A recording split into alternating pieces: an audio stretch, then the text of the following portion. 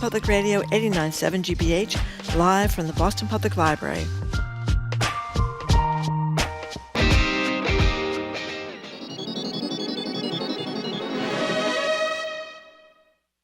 Live from NPR News in Washington, I'm Corva Coleman. The latest NPR PBS News Marist poll finds that 70% of Americans say they will watch tonight's presidential debate between Vice President Kamala Harris and former President Donald Trump.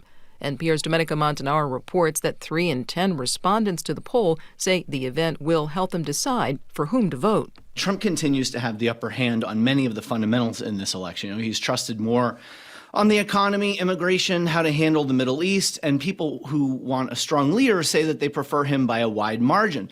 Because of those advantages, a generic Republican, really might be able to swing the election in his or her favor. But instead, really, this race remains a coin flip. That's because Harris is slightly better liked than Trump, is seen as caring more about people like you, and is the candidate who respondents said most represents change. NPR's Domenica Montanaro reporting.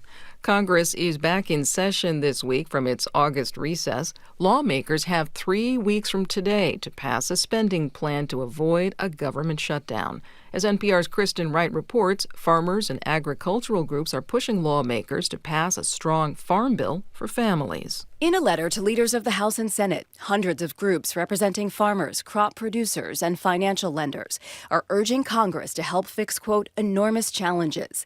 The letter says farmers are struggling with years of profit losses, extreme weather, supply chain issues, and the impacts of trade tensions with China. Partisan disagreements over the Farm Bill's funding for SNAP, or the Supplemental Nutrition Assistance Program to help families buy food, could be a hurdle in negotiations. Congress is supposed to pass a new farm bill every 5 years to set food and nutrition policy.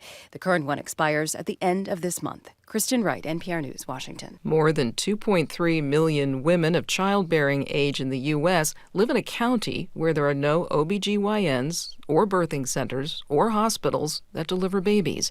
NPR's Alyssa Nadworny reports that's according to new research from the March of Dimes. The report calls these locations maternity care deserts. They now account for about 35% of U.S. counties. For the millions of women who live in those counties, they may have to drive more than an hour to deliver their baby, not to mention prenatal or postpartum care. In some cases, they just go without. This is very concerning and alarming. Annalie Unjaku is a professor who studies public health at Southern Connecticut State University. She's not associated with the report. She says not receiving adequate prenatal care can lead to health complications like early delivery and higher rates of maternal mortality. According to the report, there was a 13% increase in preterm births for patients living in maternity care deserts compared to those with access to care. Alyssa Nadworny, NPR News. On Wall Street, the Dow Jones Industrials are down about 180 points. You're listening to NPR News from Washington. Good morning. With the latest from the GBH Newsroom, I'm Henry Santoro. A judge could soon determine whether the Massachusetts Army National Guard must turn over documents about plans for a controversial machine gun range on Joint Base Cape Cod. The Association to Preserve Cape Cod filed a complaint in Suffolk Superior Court saying that the Guard has unlawfully denied access to information about a bid solicitation for the proposed range. Andrew Gottlieb, Executive Director of APCC, says his group is concerned that though the range has not been yet approved, the Guard is trying to award a builder a contract before federal funds expire at the end of this month. It sure feels like they're working very hard to allow the calendar days to run past September 30th before being required to turn over the documents, because September 30th is a critical date for the contract to have either been executed or not. A spokesperson for the National Guard declined to comment.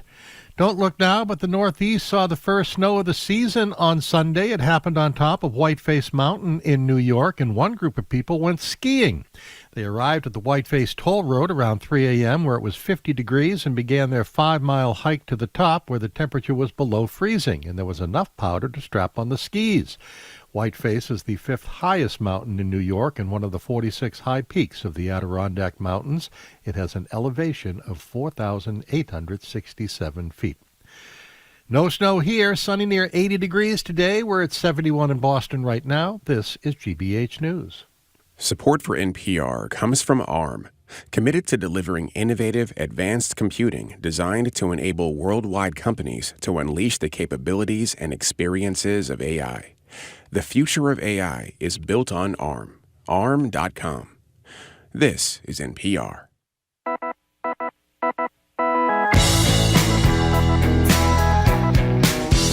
Rowdy. I am Marjorie Egan. You're listening to Boston Public Radio live from the Boston Public Library and streaming at youtube.com/GBH News at noontime today. Famed historian, Pulitzer Prize winner Doris Kearns Goodwin is going to join us here to discuss her new book, aimed at kids, actually. And she's also going to host a book signing right here at the Boston Public Library after she is done with us. We should say on the book signing, by the way, you can buy the new book, and she'll sign that. Or if you have a prior book of hers, bring it along, and she's happy to sign that as well. Right in the lobby, right in the middle of the entrance to the lobby. Yeah, we're very excited about that.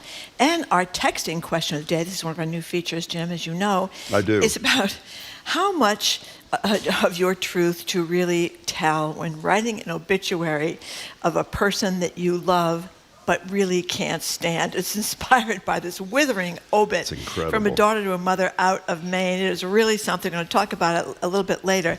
We're going to ask you, though, in the text messages, if it's ever okay to speak the cold, harsh truth about a really nasty dead relative in your life. The texting number is 877-301-8970. You can call, well, you can't call, you got to text at that number. You can call us at that number, though, just a little bit if you want to talk to the mayor of Boston, who is here right now. Good morning, Jim. 877-301-8970. Joining us as we return to the living is the mayor of Boston, Michelle Wu, with us until noon, taking our questions and yours. You can call or text her at 877-301-8970. Or you can go visit Zoe, our colleague right there, and ask her a question directly face-to-face. Hello, Mayor Wu. Nice to see you. Good morning. How are you? Both. I'm great. How are Great. you? Good. Good morning, and thank you for being with us, as always, Mayor Wu. So, school started this week. I hate to jump down your throat the first thing out of the box, but there's been a lot written. Marcela Garcia, one of our she comes and joins us on BPR all the time. She's a columnist for the Boston Globe. She wrote a really tough column about the buses. I know it's been an ongoing problem. Some of the buses don't show up at all. They're 2 hours late. One of them is driving apparently between South Boston and Dorchester, then back to South Boston. So what is the problem? These bus drivers don't have GPS, or they haven't accounted for traffic, or why can't they get to school on time? Yeah, well, first of all, welcome back to school for all of our families and students. It's, I think, the most exciting time of the year, certainly as a mom, to be able to pack the lunch. That's right. Get rid of them. But so much work goes into this moment across all the different school lunch departments and academics and logistics and facilities and transportation, and so there's a lot to celebrate. And I want to get into some of the nitty-gritty on buses and transportation to kind of lift the veil a little bit so people can understand what's happening. But I also want to mention this school year we are coming off of the record-shattering summer of more students enrolled in early learning, in summer learning than ever before, more paid youth summer jobs participation than ever before. So there's been a lot of energy, and I feel really good about where we are headed, from students being prepared and having those opportunities. We have more AP classes now than ever. There's been an expansion, especially around pre-calculus and which is great. Research and African American studies. There's more early college opportunity. We have a couple new schools that have opened up. We're going to do the ribbon cutting on the Josiah Quincy school later this week. And so a lot of great news on that front. And thank you to our educators. On the busing side, so, every single day of a child's education matters, and every minute of that they're not in class getting that learning time, we take extremely seriously. The first day of school for everyone except for kindergartners on the Thursday, and then for kindergartners on the following Monday, it's always a challenge with so many more vehicles on the road, everyone getting used to those routines. And this year, there were particular additional wrinkles to this. First is that we are actually implementing a revolutionary new technology. So for the first time ever, families can actually track every bit of those routes through an app called Zoom, Z-U-M, which gives the reliability of drivers actually checking off which students have gotten on the bus and gotten off the bus, name by name, through a tablet that they have. It allows them to use real-time GPS on those tablets instead of the paper routing that was always the case before. And it just gives more transparency so that families can even the night before or ahead of time, if you know there's a doctor's appointment in the morning, if you know your child is sick or something, you can actually say they won't be on the bus in the morning and the driver will get that information and again be able to adjust in real time and make those routes better. All of that is going to take a little bit of transition. We now have more data than ever before. Previously, we were relying only on the bus's sort of hardwired GPS systems, which sometimes wouldn't function, and now we have the tablets, and so we always know where every bus is, but drivers are having to adjust to checking off each individual name and using the new app, which comes with all sorts of technology challenges. I would say, though, that hasn't necessarily been the biggest driver, no pun intended, behind the what families have experienced this start of school. For maybe multiple reasons, we have seen a trend this start of school where a number of many families were registering in this sort of August, September time period. And so just as a comparison, last year there were about a third of our bus drivers had route changes from when they did their dry runs and when their routes were assigned in early August to the start of school because new families had enrolled or families said, I actually need to change my bus stop to something where, because I now live here or this or that, the other. A third of drivers had to deal with those changes. This year, double that. 2/3 of drivers were adjusting to changes that had occurred between when the routes were set for their dry runs and the start of school. Some of this is that there are more and more newly arrived immigrant families registering, and sometimes those timelines are a little bit less predictable, and there's been an influx, but we have not seen these numbers in the August-September registration timeframe before, and so more learning for us to be able to manage how do we ensure that we can get the word out even earlier, really encourage families to get registered earlier in their summer because it does start to have impacts on planning. Again, this is mostly once someone is registered, they're incorporated into the routes, but we have had almost double the amount of change and sort of on-the-fly adjustment for these routes this year compared to last year's in any way that you measure. When do you get to the 95% that is committed in the school improvement plan on time? I think we will see. Well, so first of all, the on-time rate between the first and the second day was a huge improvement. It basically doubled by the second day and went back to what the usual first week of on-time is. We hope that in a couple weeks, as this transition with the app and hopefully as registrations really settle down, we'll be able to measure the real trends behind this. This year, for whatever reason, with new registrations and new technology, we feel very good that this is all going to lead us to a better place with more data, more reliability, more engagement with families. But it is a learning curve with implementation of this new technology, and it will take a little bit for that to Will you hit settle the in. 95% this semester, this season? Our goal is 100%. So we're going to keep pushing, and whatever we can do, major challenges are being addressed day by day, year after year. This is the first year in a very, very long time that BPS has had full staffing for bus drivers and for the bus monitors who are on the bus. So we're seeing real progress on a number of fronts. The number, if you want to call or text the mayor, is 877-301-8970. One more topic. Oh, sorry, can I add one thing on that, Jim and Marjorie? I forgot. Yes. So just a plea out to the families, and this is listed in the app. So when you download it, and we're at about 60% of bus riders, their families have downloaded the app, but we'd like everyone else to please do that because it gives you a lot of information. You can see good, bad, ugly, what is happening with the system as we continue to improve it. If you have feedback on how the app is working overall, if something just didn't quite match up or it wasn't working, if you can email schoolbus@bostonpublicschools.org, that's the best way to register sort of overall feedback with how it's working. If you have real-time questions or challenges as your child is on the bus or you need something much more rapid, please call the BPS Transportation Hotline at 617-635-9520. Again, both of those contacts are listed right in the app, too, if you download it and open it up. So before we get to the calls and the text at 877-301-8970, as everybody, I think, listening knows, The state was able to rescue 6 of the 8 Steward hospitals. At the same time, a lot of us await, hopefully, criminal prosecution of the head of the operation, Ralph Delatorre. One of the places not saved is Kearny in Boston. Boston Congress people like Anna Presley and Stephen Lynch said they called on Healy, quote, to the governor, to move with the same level of urgency to keep Kearny Hospital in Dorchester open as well. A lot of your fellow Democrats in the legislature said similar things. We had Governor Healy here the other day, said she did all she could. There weren't that many beds filled. Anyway, are you satisfied that the Healy administration did all they could to keep the hospital open? I don't think this is a conversation that is done by any means at this point. And what does that mean? So I continue to believe and act, and our teams are in conversation at the city and state level and with healthcare providers in the area about what the future of healthcare at the Kearny Hospital site will be. It is not a closed door. I think for the immediate transition of the Steward properties, there were 2 pieces that needed to be in place. There needed to be an operator who could take over right away.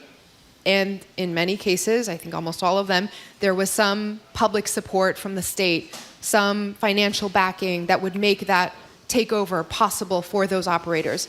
In the case of Kearny, and I know a little bit less about the other property, Neshoba, but as I understand it, there was both pieces were not able to come together because the scale of what public support might be needed and or the analyses that the different hospital potential operators had done of the site did not match up for that combination. Now, what that says is that there could be a new combination of services at that site that might, for example, provide for emergency room care, some of the imaging services like colonoscopy and mammography and outpatient care that patients relied on most. But because what's called the census count of the hospital, the number of patients actually using the inpatient beds was so low that it did not it could not be financially sustainable for the operators to do this without a scale of state subsidy that it sounds was not affordable. Again, I was not part of those conversations. So is any of this in the works? The thing you say that you hope could replace what was in that building. Yes. Is it in the works? And have you spoken to Governor Healy about any of this? Yeah, I mean, Governor Healy and I talk all the time about this. Secretary Walsh and our executive director of the Boston Public Health Commission, Dr. Basola Ojikutu, local elected officials, providers. I've had multiple conversations with different hospital operators, and so there's a need, I think a widely recognized need for there to be healthcare at that site. It may look differently than how it had been previously, but we are not giving up on making sure that this does not become a healthcare desert. Our number is 877-301-8970. That is the number to call or text. And we also have our colleague Zoe sitting there at the little desk in the front. If you got a question for her, you can come down and talk to her. I want to mention before we get to the first call that the kids from Torrent Montessori School are back again. There they are in the corner. Where are they? Oh, they're over there in the corner. You should say, Ace, they were here the other day for the governor. Yep. More of them are back, and they take notes, Mayor, on the performance of the elected official. So you better watch out. Okay. We're glad to have you guys. Thank you very much for coming from Torrent Montessori School. Dan from Dorchester, thank you for calling. You're on with Mayor Wu. Hi, Dan. Hi, Mayor Wu. I have a question about Dorchester. We have a lot of streets that are two-way streets that either have parking on both sides or even don't have parking on both sides, but are so small of a street that it's really hard to get 2 cars down there. And they're starting to become, every September when new people come in, there starts to become, not fights, but a little bit of road rage, a little bit of fighting going on. And I was wondering if there could be a way for the city to look at these streets and get them to be either one-ways or only parking on one side of the street. Dan, if you can give your contact information to the producers here, we'd love to follow up to understand where exactly you're talking. I'm imagining some of the residential side streets that you might be referencing, but I would love to get more specifics. There is a process for proposing and vetting some of those changes. Obviously, when you move from two-way to one-way, it has all sorts of impacts on the entire zone or surrounding area in terms of traffic flow. So it ends up being conversations with all of the neighbors who live on those streets, and a real examination of how that would spill over into the, whether it's Dodd Ave or the major arterials, how people can still get where they need to go. But in terms of the immediate safety issue, we can also try to work with you. Sometimes better signage, sometimes doing things like adjusting for what happens right at the intersection of some of those streets can make it safer for people to see down the whole street. So let's talk more about the details. Don't go away, Dan. We're going to get your contact information, if that's okay with you, and we'll pass it on to the mayor's colleagues. We have a text question here. Why does the city not require trash to be in a container of some sort instead of in bags on the street? The rat problem is really bad. This texter says he has a photo taken on Sunday, West Springfield Street, of a seagull, eating a rat. Ugh. It doesn't seem the chemical being used to control the rats is enough. I didn't know they weren't have to be in bags. Beacon Hill, right? They can be in plastic bags on the streets. Are seagulls carnivores like that? I don't know. They are. I have seen them. I've seen them carrying horseshoe crabs and stuff like that. Little legs are flying in the breeze. Can you do that again for the people watching on YouTube? Thank you. Like a fly in its Appreciate it. back. It's an excellent imitation. Thank you. Mayor. So so for the person who texted this, maybe you'll be one of the few, or not, I won't underestimate. You'll be one like me who has really enjoyed getting into the rat report that the city has put out. We engaged basically the nation's leading urban rodentologist to really study the conditions in Boston and work with communities. And the report lays out several different areas, exactly as they said, just having sort of control or some measures to try to control the population or address rats at the end of the problem once they're already there is not going to be effective. You have to get at eliminating food sources and having the proper mitigation for different locations. An urban street in a dense neighborhood versus a sewer versus a park versus other types of locations. There's different ways to try to mitigate. And so in terms of containerization of trash, this has been an ongoing conversation. I would say that there's widespread interest and hope that we could move in this direction as a city, because that would be the most effective way to address cleanliness, sanitation, and therefore the rat issues that come from it. We have always, as a city, tried to strike a balance where we're making things more as accessible and not putting a financial burden on residents as possible. Once you enter into fining people if they didn't put their trash out in the right way or requiring more expensive bins, there's another financial component that needs to be figured out. So we are we're working on different pieces of this as the trash contract is going to come up for renewal over the next few years. But this is definitely a way that, it is probably the only way to really effectively address some of this. Speaking of the financial burden for people in the city, we've talked to you a lot about your idea to put more of the tax burden on commercial real estate so that real estate private property homeowners in Boston and small business owners don't get a huge hike in their taxes. We talked about this with you, and you said that you wanted to make it known that if this doesn't happen, if this huge tax bill winds up on homeowners' tax bill,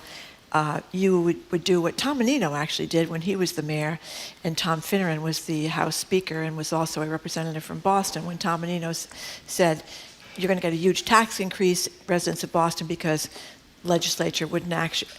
Suddenly, Tom Finneran changed his mind and accommodated Mayor Tom Menino. You got a different reaction from House Speaker Spilka. There's been some Senate President Spilka, Karen Spilka, who and there's been some reporting that because you wouldn't support the Everett Soccer Stadium, she's going to stick it to you on the commercial property taxes. Have you talked to her about this? I am very grateful for the many demands on the legislature's needs, and the fact that they're still working through a lot of the important items that were left sort of on the cutting room floor when session formally ended. They just moved, for example, liquor licenses for Boston. Yes, so we'll be getting over 200 new licenses, and that happened after session closed. And so we continue to be in conversation. I think there were two things I wanted just to slightly make sure that the facts are out there. In terms of this tax proposal, it is not about increasing a burden on the commercial sector. It is about maintaining the current stable balance between what residents and our businesses pay. If there were, and I don't want, again, I think I've gone down the rabbit hole too many times in too many ways about the details of this. I have a Substack post that explains everything. If anyone is curious, my Substack, substack.com/WooTrain, it has it on there. But basically, when property values move in the same direction for residents and commercial buildings, which is usually the case when the economy is doing well or when the economy starts to shrink, often they move in the same direction. This is a very unusual situation where they're moving in different directions. Residential property values continue to be very strong and increasing in Boston, while the commercial sector is facing this remote work challenge that is a transition and therefore going to cause values to go down. And when they move in different directions, that balance becomes upset. We want to maintain that same stable balance of what commercial and residential has always carried as the shared burden to fund police, teachers, fire, potholes, all of that. And so we're asking for the technical boundaries to be shifted so that we can maintain that balance. Not overall commercial taxes will still go down under this proposal, but they just won't have a massive tax break as would be the natural outcome given the rigidity of our tax laws if their valuations go down while residential goes up. And then the other thing, I do support adding vibrancy to the entire region and certainly to the city through sports franchises that are very exciting for our residents. I've always wanted a Rev Stadium in the city of Boston, or certainly nearby, would be great as well, so you don't have to hike all the way out to Foxborough. We're working on the professional women's soccer stadium that would also, and more importantly, house Boston Public Schools athletics. Those two would certainly complement each other. So I don't really buy into the media narrative or wherever this might be coming from that these two are linked and there's some sort of conspiracy background about this or that or the other. I think there are many issues that we all have to sort through, and it ends up coming down to the details on all of them. On this tax proposal, we have said we wanted to avoid having a time crunch and needing to have imminent pressure because bills need to be finalized by December. So any change would need to be implemented by then. But we will get more information, even in a couple weeks, about the exact nature of how much different sectors are going up or down. And then about a month or a month and a half from now, we'll have the parcel by parcel details about what the impacts would be with and without this. Just to be clear, I think you said to us the legislature didn't do what you wanted. There'd be an average of double-digit increases for residential 33%. properties. 33%. You've spoken to Spilka since this little back and forth. Yes. She given you any indication that this 5-month vacation, during the vacation, the legislature may actually consider this proposal of yours? I think what she has said to me is that she's interested in good policy. And so I'm eager to continue making our case. And I know that as more information becomes available, just because the revaluation process through the assessor's department is so technical and so involved across all the different parcels, it does take time. I wish we had had that data before the end of formal session, but every single year it works out where you end up finalizing that in the late fall. And so as more information becomes available, I know she's certainly very interested in seeing that. Can I ask you briefly the same question I've asked you 42 times? So this will be the 43rd. And you're probably the wrong person to ask, but since you're the one here, let me ask you, why should she be concerned at all, whether it's good policy or bad policy? You're the mayor of Boston. You were elected. The city council was elected. You want to do this. Why should people on Beacon Hill, particularly she's not even from Boston, or anybody else from Boston or not, have any say in what you do if it doesn't affect the other 350 cities and towns? We're bound by the historical relics of the systems that we've inherited in Boston. There's a lot of good that can come from the sense of tradition and 400 years, and then there are sometimes I don't mean legislatively. I mean in terms of our commitment to democracy, okay. our long-standing public goods in terms of parks and libraries, and our ethos that we want to make sure we're investing for everyone. But this sort of back and forth of cities having far less control here in Massachusetts and elsewhere does come from anti-Irish discrimination back in the day when the State House was seen as potentially being more fiscally responsible than the sort of Irish-controlled city of Boston. Okay, I'll ask you next month again. Joey, I believe you're ready to come to the mic to ask the question to the mayor of the city of Boston. Hi, Joey. Welcome. Hi, thank you. So I just started at Suffolk last week. Congratulations. In Boston, thank you. And I'm really feeling the excitement today with the debate tonight. I know I'm personally really excited to see Kamala Harris take the stage, but I was wondering, Mayor Wu, if you could talk a little bit about, give everybody maybe a refresher with the excitement. People are paying more attention to the election today, where they can find their polling place, how to get registered, or what resources or offices they can go to for voting information in Boston. Great. And where are you coming? Where were you before starting? I was in Western Massachusetts in a wonderful. super small town called Russell. Got it. Well, we're so happy you're here in Boston. Hope the year's going well so far, and I look forward to, I can tell we're going to see much more of each other as this election season progresses, and we want to get you involved in city stuff too. So you'll have to come intern with us and be involved. In Massachusetts, there are a couple things you should be aware of. One is that there's an option for early voting and mail-in voting. And so you have the opportunity to request a mail-in ballot, which sometimes can be more convenient for folks, that you could mail back in or drop off in one of the drop boxes in different locations.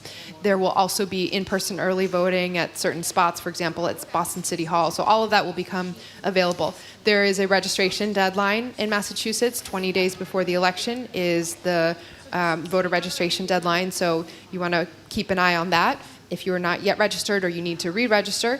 And you can do so either in person at any local city hall, or you can go online and register that way as well. So to find out where you vote, you go to wheredoivotema.com, and you can enter your address, and it'll lay out every single one of your elected officials, your polling place, and all the relevant information. Joey, thanks. Welcome to Boston. We appreciate it. Mayor, before I'm sorry. I was just going to say, before we take a break, you had to do debate preparation. How did you?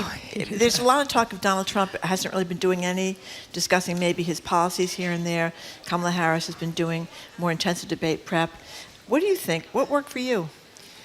I don't know that I ever got very good at that. We had, in the mayoral campaign, we had, I think it was 2 or 3 televised debates, and the dynamic of having to express sometimes really complicated ideas in just a quick clip while defending yourself and trying to bat back something that might not be accurate, it's very, very stressful and takes so much coordination. So I think the good news here is that a lot of people understand that this is a very big difference and a very stark contrast here. And sometimes in debates, people are looking for not only the policies and content of what someone's trying to express, but how they handle being in that environment, being challenged or thinking on your feet. And we couldn't have a better candidate who's able to just embody all of that. Former prosecutor, someone who knows the job inside out, having served as vice president,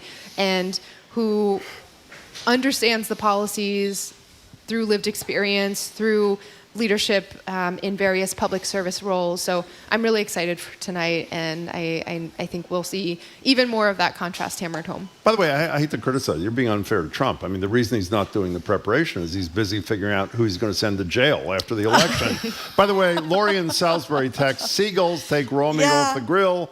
If I turn my back, and I just looked it up, they are omnivores, meaning they eat everything. Okay. Mayor Wu, They're we got to take a not break. fussy, that's for sure. Okay, we're going to be back with the Mayor Michelle Wu in just a minute. You're listening to Boston Public Radio, 89.7 GBH. The mayor's going to be with us till the top of the hour, taking our questions and yours at the Boston Public Library and streaming at youtube.com/GBH News.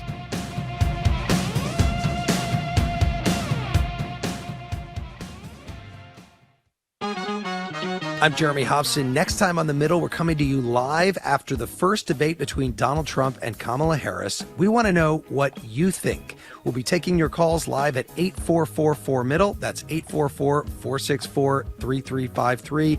And we'll be joined by journalist Katie Couric and Michigan Public's political director, Zoe Clark. That's next time on a special edition of The Middle. Tonight at 11 on GBH 89.7. Our programs are made possible thanks to you. And Rockland Trust Bank. helping foster healthy relationships with money by providing education and resources to the community, one neighborhood at a time. Rockland Trust Bank, where each relationship matters. Member FDIC. And Addison Gallery of American Art, presenting 3 new exhibits this month, including Americans in Paris, artists working in post-war France, now through January 5th. Opening reception Saturday the 21st. AddisonGallery.org. And Liberty Mutual Insurance. Liberty believes progress happens when people feel secure and exists to help people embrace today and pursue tomorrow. Learn more at libertymutual.com. And the Peabody Essex Museum, presenting Conjuring the Spirit World, Art, Magic, and Mediums. Open September 14th. For tickets and more information, you can visit pem.org/spiritworld.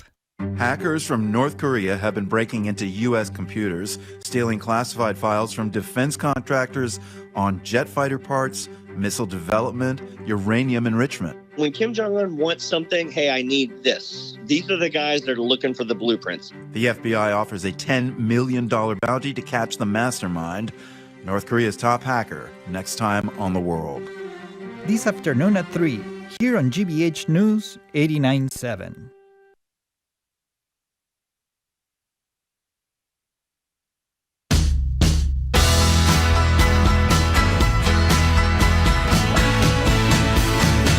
Welcome back to Boston Public Radio. Jim Browding, Marge Regan, live at the library, streaming at youtube.com/GBH News. The absolutely wonderful Doris Kearns Goodwin has a new book for young readers. She'll join us at noon, and as soon as she's done with us, she's going to do a book signing right over there in the library. Reminder, our text segment today is about how truthful one should be in an obituary. I'm sure you've read about this one in Maine, 4 lines long, in which a kid writes about the mother left a wake of destruction in her path. You can text us at 877-301-8970. But for the rest of the hour, Mayor Wu is kind enough to join us for Ask the Mayor. We have another questioner at the BPL mic for the mayor. There she is. Marilyn. I think it's Marilyn. Hello. Hi, Marilyn. How are you? I'm doing great. Thank you for the opportunity. Sure. Today, Mayor, you very nicely expanded the senior property tax work-off program, and people came. But we need more opportunity in the seniors so we can all get through the program, and we must do it in the city of Boston. And our deadline to have it done by is the last day of October. So H Strong has helped, but everyone in that area is new, which makes it a little harder for them because they're kind of trying to operate under fire, and they don't have the past history and who to go to and how to get it. And then we're also competing with all the interns that are coming back. So I'm looking for some assistance from you to tell them, hey, remember our seniors, and get us through the program that we've expanded, which was, it's wonderful. It's a good program. Thank you, Marilyn. Great. We would thank you, Ms. Marilyn. We would love to follow up, and if you could be sort of deputized as an ambassador once we figure out how to share all the information with you. We have expanded the constituent services staff at H Strong, so because we know that there's such a need to access all the different programs that are available, and a lot of times people don't know about it or need help getting through it. So we definitely want to do that. I will also flag, actually, because this is connected to the tax issue that we were just talking about, the city actually had a proposal up at the State House as part of the transfer fee home rule petition that would have increased the ceiling for senior property tax exemption eligibility. It would have, I think, doubled or even more than doubled the number of seniors who would be eligible. We know this is a very strong need, and it was going to be tied to the resources that would come in through the transfer fee. So we've been trying to look for sources of revenue that are sustainable, that would have an immediate impact, and have been struggling a little bit on that front, but we'll keep at it, and we'll need to continue having conversations between the city and state on that one. And in the meantime, we'll work to make sure that the programs we do have are available, accessible, and we can get help spreading the word. Good luck, Marilyn. Thank you very much for your time. We appreciate it. Philip in Chinatown, you're next on Boston Public Radio with the Mayor of Boston. Hi. Hi. So thank you for having me on. Sure. So I had a question for Mayor Michelle Wu. So this morning, the bus broke down for my child, and I actually had to drive her to school. And then when I came back and parked the car, I actually saw the bus replacement come in at 9:30. The bus was scheduled to arrive at 8 o'clock. We didn't receive any information about updates. Do you guys have any contingencies on that as well? And Philip, we can either talk offline if you're not comfortable. Can you share a little bit? What school was it that you were headed towards, and are you on the app already? Yes, I'm on the Zoom app, and the Zoom app had no updates. Okay. It just said that the signal was lost. Okay. And she goes to the Elliott. Got it. Okay, great. Well, if you could give us the, stay afterwards, and then if you could give us the route number and your child's information, that will help us make sure that won't happen again, and we can, we're trying to chase down every little quirk of this technology platform. I'm so sorry to hear that stress and unpredictability, and we know that as we transition, hopefully this will provide the transparency that will give you the information and updates in the future. Philip, stick around. We'll get your contact information. Mayor Wu, this should take about 30 seconds. Jeff tweets and says, City of Boston plaza lights are on all day for months. Waste energy, cost taxpayer money. I assume it's something you can deal with? Yeah, City of Boston Plaza Lights. Well, I'm going to check with the team on this one. We just did a little huddle around a wrap-up of the summer, and there were more than 700 events that took place in different parks and City Hall Plaza and areas, and so it was very active and busy, and sometimes the lights are on because there's just activity programmed there, or we want to make sure it's a safe space. So I will check to see what the hours are and if they should be adjusted. Where do you want to go, Marjorie? Let's go to Eileen in Boston. Thank you for calling, Eileen. Hello, Eileen. Hello. Can you hear me? Yep. Okay. I want to know, what is Mayor Wu going to do about the racially biased double standard in Boston Public Library employment practices? Black employees are disciplined more harshly than their white counterparts. Prime example is the unjust treatment of Roxbury Chief Librarian Alan Nash. He was placed on administrative leave July 5th for trivial action, and the library has been moving to try to remove him from his position. The system should be balanced. All employees, regardless of their race, should be treated the same. We got it. Let's hear what the mayor has to Great. say. Eileen, thank you for the call.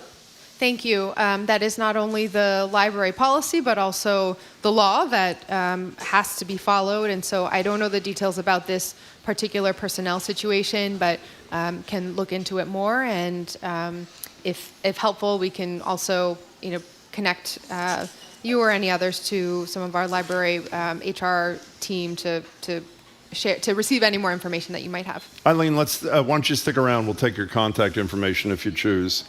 So don't hang up. One of our producers will be with you in a minute. Mayor, briefly, you had a meeting, which I have a feeling was probably pretty affecting, with the mayor of Taipei. I assume most people know you're a Taiwanese American, and that was the first meeting, right? Yes. What was that like? It was very.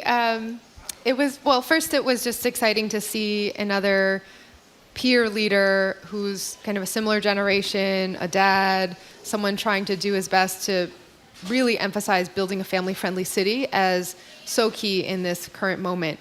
And then to know that, I was just thinking about how my parents, when they came to the U.S. from Taiwan, nothing in their pockets, just trying to survive really, and hope that maybe their kids would have a little bit more opportunity here. They never would have imagined that one day their child could even speak to the mayor of the city that they grew up in, much less be able to welcome him in a peer role. So it was very special, and we had a lot of great conversations about the similarities between our focuses on innovation and the sort of industries of the future, alongside childcare, families, housing, climate, all things that even on different sides of the world, it felt very familiar, and I hope he felt at home because we certainly shared a lot in common, and I look forward to making sure we continue working together. It's great. Where do you want to go? You know, Mayor Wu, some people in the business community talk about how Mayor Menino and Marty Walsh before them, they kind of rolled out the red carpet for every developer in Boston and answered their phone calls immediately. And some people in the business community complain you're not answering their phone calls as quickly. But David D'Alessandro, kind of a legendary businessman in Boston, wrote a great column, I thought, in the Globe a while ago, saying that he thinks the problem is not your policies wanting to improve affordable housing or maybe not develop things as fast as some developers want, but that the businessmen have bruised egos. They're kind of like high school boys who were rejected by a prom date, that you don't treat them as entitled, and you don't want to go have steaks with them at Smith and Walensky, that very fancy restaurant downtown. So what do you think this is about? This, and it's not everybody, but it's some people. Is it about policy, or is it about you're hurting their egos? Well, look, I am here to represent and fight for the residents of Boston and the well-being, the economic prosperity of the residents of Boston depend on our city having a thriving and growing economy. And so everyone has a part in that. Even if you don't live in the city of Boston, you work here, you own a company here, you are incredibly important to the success and the well-being and vibrancy of our community. I'll say, I've been in city government for over a decade now.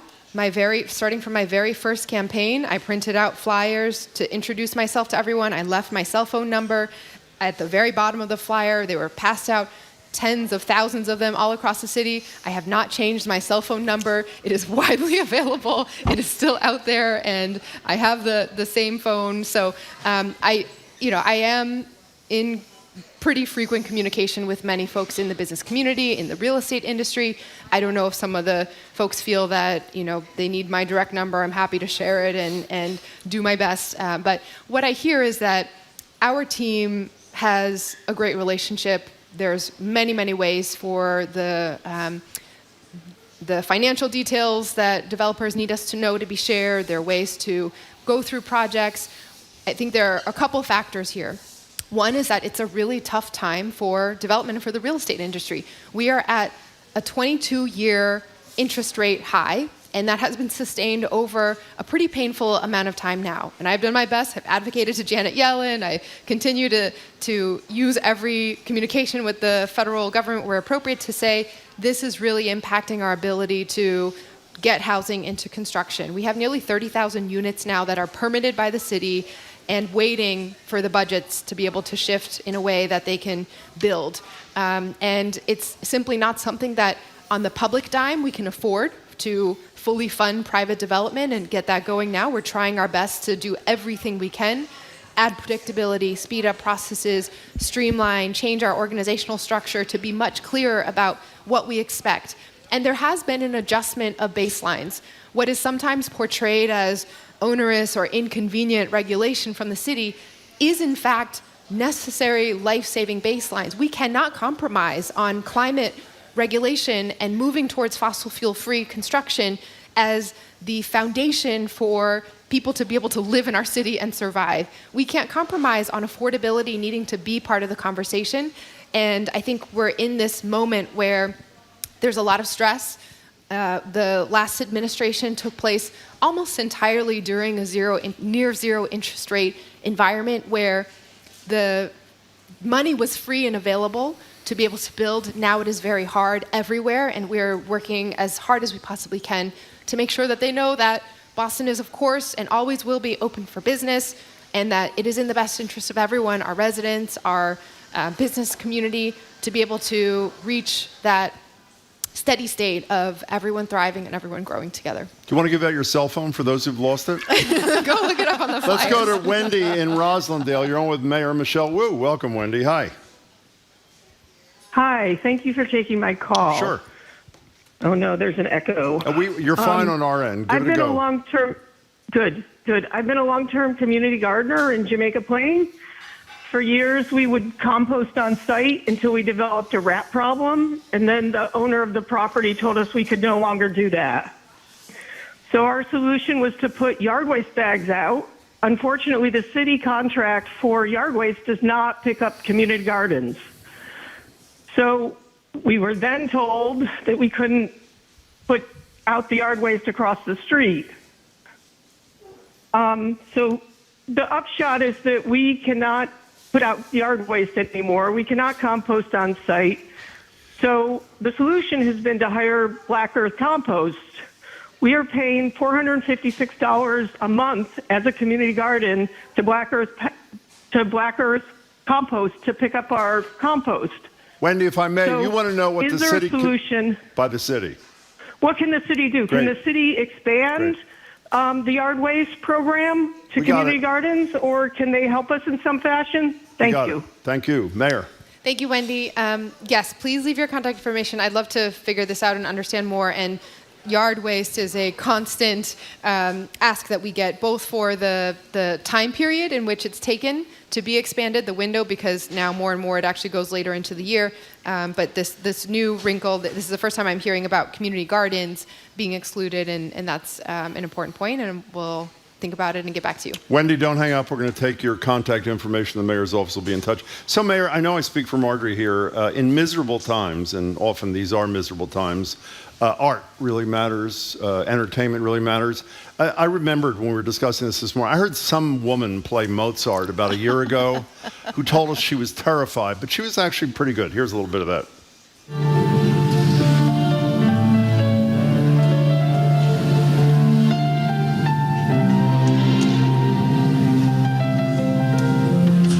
She was really, did you hear that, by the way? Did you happen to be there? Oh, that was you. That's right.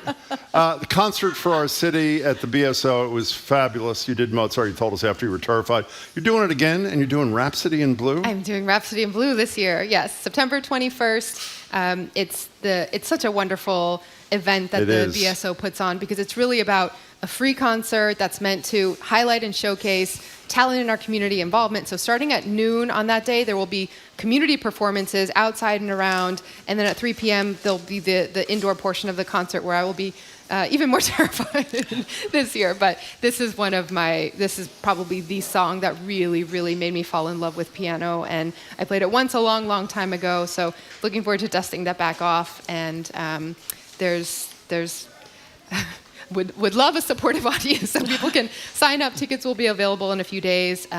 Veronica Robles will also be performing. There will be some incredible community talent highlighted there. So thank you to the BSO for this and the many things they do. By the way, after you played at that press conference, I asked Andres Nelsons if you were a better piano player than Keith Lockhart was, and he refused to answer, which I think is telling.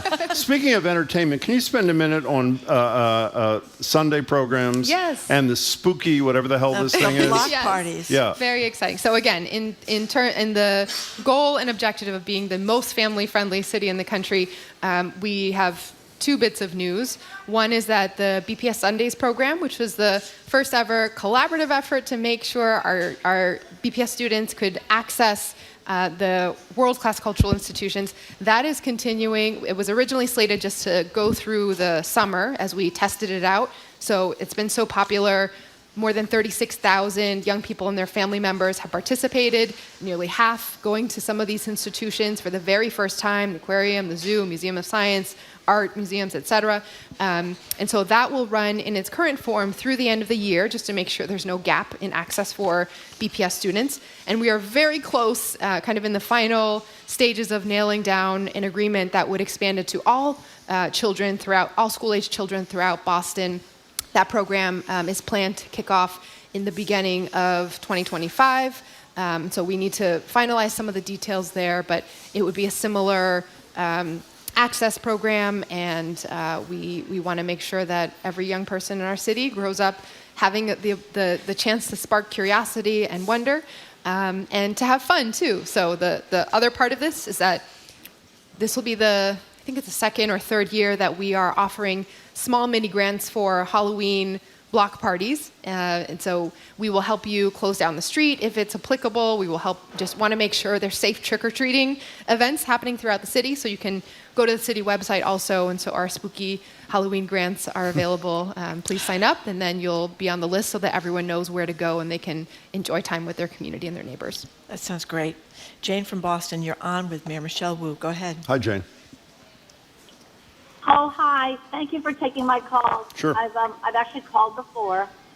I'm a business owner since 1986 in the Back Bay. And I am on the heels of what happened last night or yesterday, recently in the Commons. I'm very, very concerned about what's happening in the Back Bay. My office is on the corner of Clarendon and Boylston. And sometimes I wish that you all would hold your meeting outside of the library just to see. I'm concerned about the number of buildings that are vacated, the amount of homelessness, the cyclists all around corners that are. Whoops. I'm really concerned. Hey, Jane, if I can interrupt you, your connection's not so hot, so why don't you jump to the question so we don't lose you?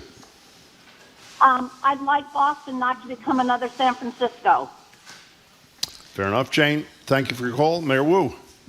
So thank you, Jane, for investing in our city's economy and being part of the Back Bay scene here. What I usually when people phrase it like that, I think the interpretation is you're worried about this perception that San Francisco is a place where crime or instability or lots of the challenges around housing and the opiate crisis might be visible, which can cause the business community and it's a little sort of spiral of impacts. I know Mayor Breed of San Francisco, and so I have a little bit of a sense of what they're working on, and sometimes the perception is there's a gap between perception and reality, but I hear from you loud and clear that we want Boston to maintain our position as the safest major city in America and to be able to continue having a sense that we're welcome for everyone and that every single street is a place where our economy is strong and people can get to where they need to go without concern. Safety has actually been, I think, the key plank in how we are thinking about the foundation for our economy. Without a guarantee that businesses can be in an environment and customers and residents can be in an environment where people feel safe coming out, that can end up causing all sorts of spirals. And so we, by the numbers, are clearly, not only compared to peers across the country, other cities, doing very, very well in terms of the declines and the level of documented public safety incidents. We've even seen very large declines year over year in Boston. And so we are at the lowest ever levels recorded of gun violence and shootings and major crimes in Boston right now, this year, even breaking the record that was set last year. So that is our priority to continue. Certainly challenges around housing and the opiate crisis require a very comprehensive approach, and we continue to be pushing out our mobile outreach teams, connecting people to resources, and making sure that we do better every day. Mayor Wu, as always, we really appreciate your time. Yeah, thank you. Thank you, Mayor very Michelle much, Wu. and congratulations on those crime numbers. After the new news, Michelle Wu is the mayor of Boston, of course, and she joins us monthly, and we're very grateful that she does. Thank you again, Mayor Wu. Coming up after the new news, historian Doris Kearns Goodwin has a new book for kids about how 4 young boys grew up to be the President of the United States. She's going to talk to us about that book, as well as tonight's debate and history of presidential debates. You're listening to Boston Public Radio 89.7. Is here, and PBS NewsHour has you covered. Get the facts you need from America's most trusted news source. Watch PBS NewsHour weeknights at 6 on GBH2. Trusted, local, news. You're listening to 89.7 WGBH, HD1 Boston, online at gbhnews.org.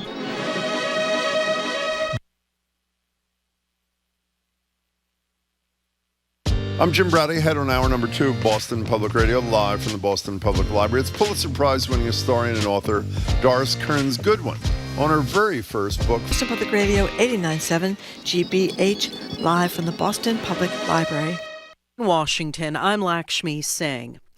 Former President Trump and Vice President Harris meet tonight in Philadelphia for their first and possibly only presidential debate.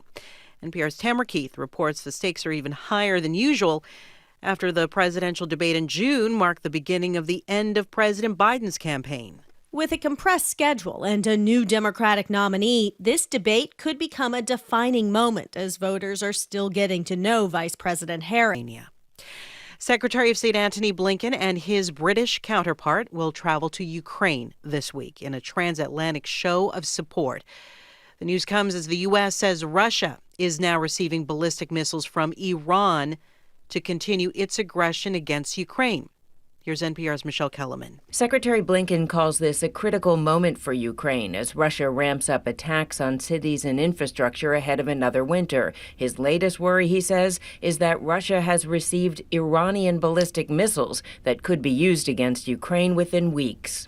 This development and the growing cooperation between Russia and Iran threatens European security and demonstrates how Iran's destabilizing influence reaches far beyond the Middle East. He says he and British Foreign Secretary David Lammy will be in Kyiv this week to look and listen and see what Ukraine needs to defend itself. Ukraine wants to use Western weapons to strike military targets deep inside Russia. Michelle Kellerman, NPR News, the State Department.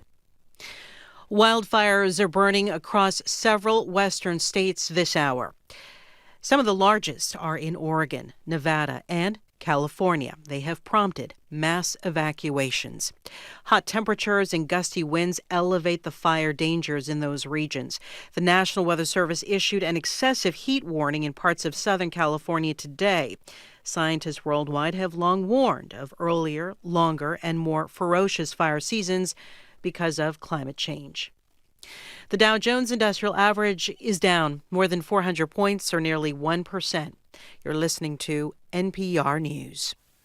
Good afternoon. With the latest from the GBH Newsroom, I'm Henry Santoro.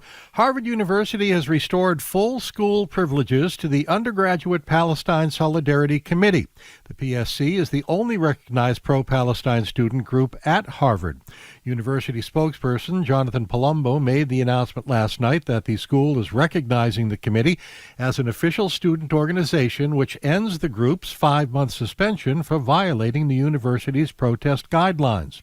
Palumbo says the PSC successfully completed the requirements for reinstatement and will now be able to access Harvard mailing lists, reserve certain rooms and spaces across the university, and apply for funding through the Harvard Undergrad Association. The group was also allowed to table at the Student Activities Fair last week. The long-lost wreck of a French steamship, which sank in 1856, has been found off the coast of Nantucket. Publication Marine Insight reports that the vessel, La Lyonnaise, was lost on its maiden voyage in November of 1856 after colliding with the Maine-based vessel Adriatic. The wreck was located some 200 miles off the coast of the eastern edges of Georges Bank. The collision claimed the lives of more than 100 passengers and crew members. That ship was built in England in 1855 for transatlantic mail and passenger service. In sports, Red Sox-Orioles play Game 2 of their 3-game series tonight at Fenway. And in the sport of politics, presidential candidates Kamala Harris and Donald Trump go at it in the debate stage tonight at 9. You can hear it here on 89.7 GBH and on the GBH app. This is GBH News. Support for NPR comes from NPR stations. Other contributors include Fisher Investments. As a fiduciary, Fisher Investments is obligated to act in their client's best interest. Learn more at FisherInvestments.com. Investing in securities involves the risk of loss. This is NPR.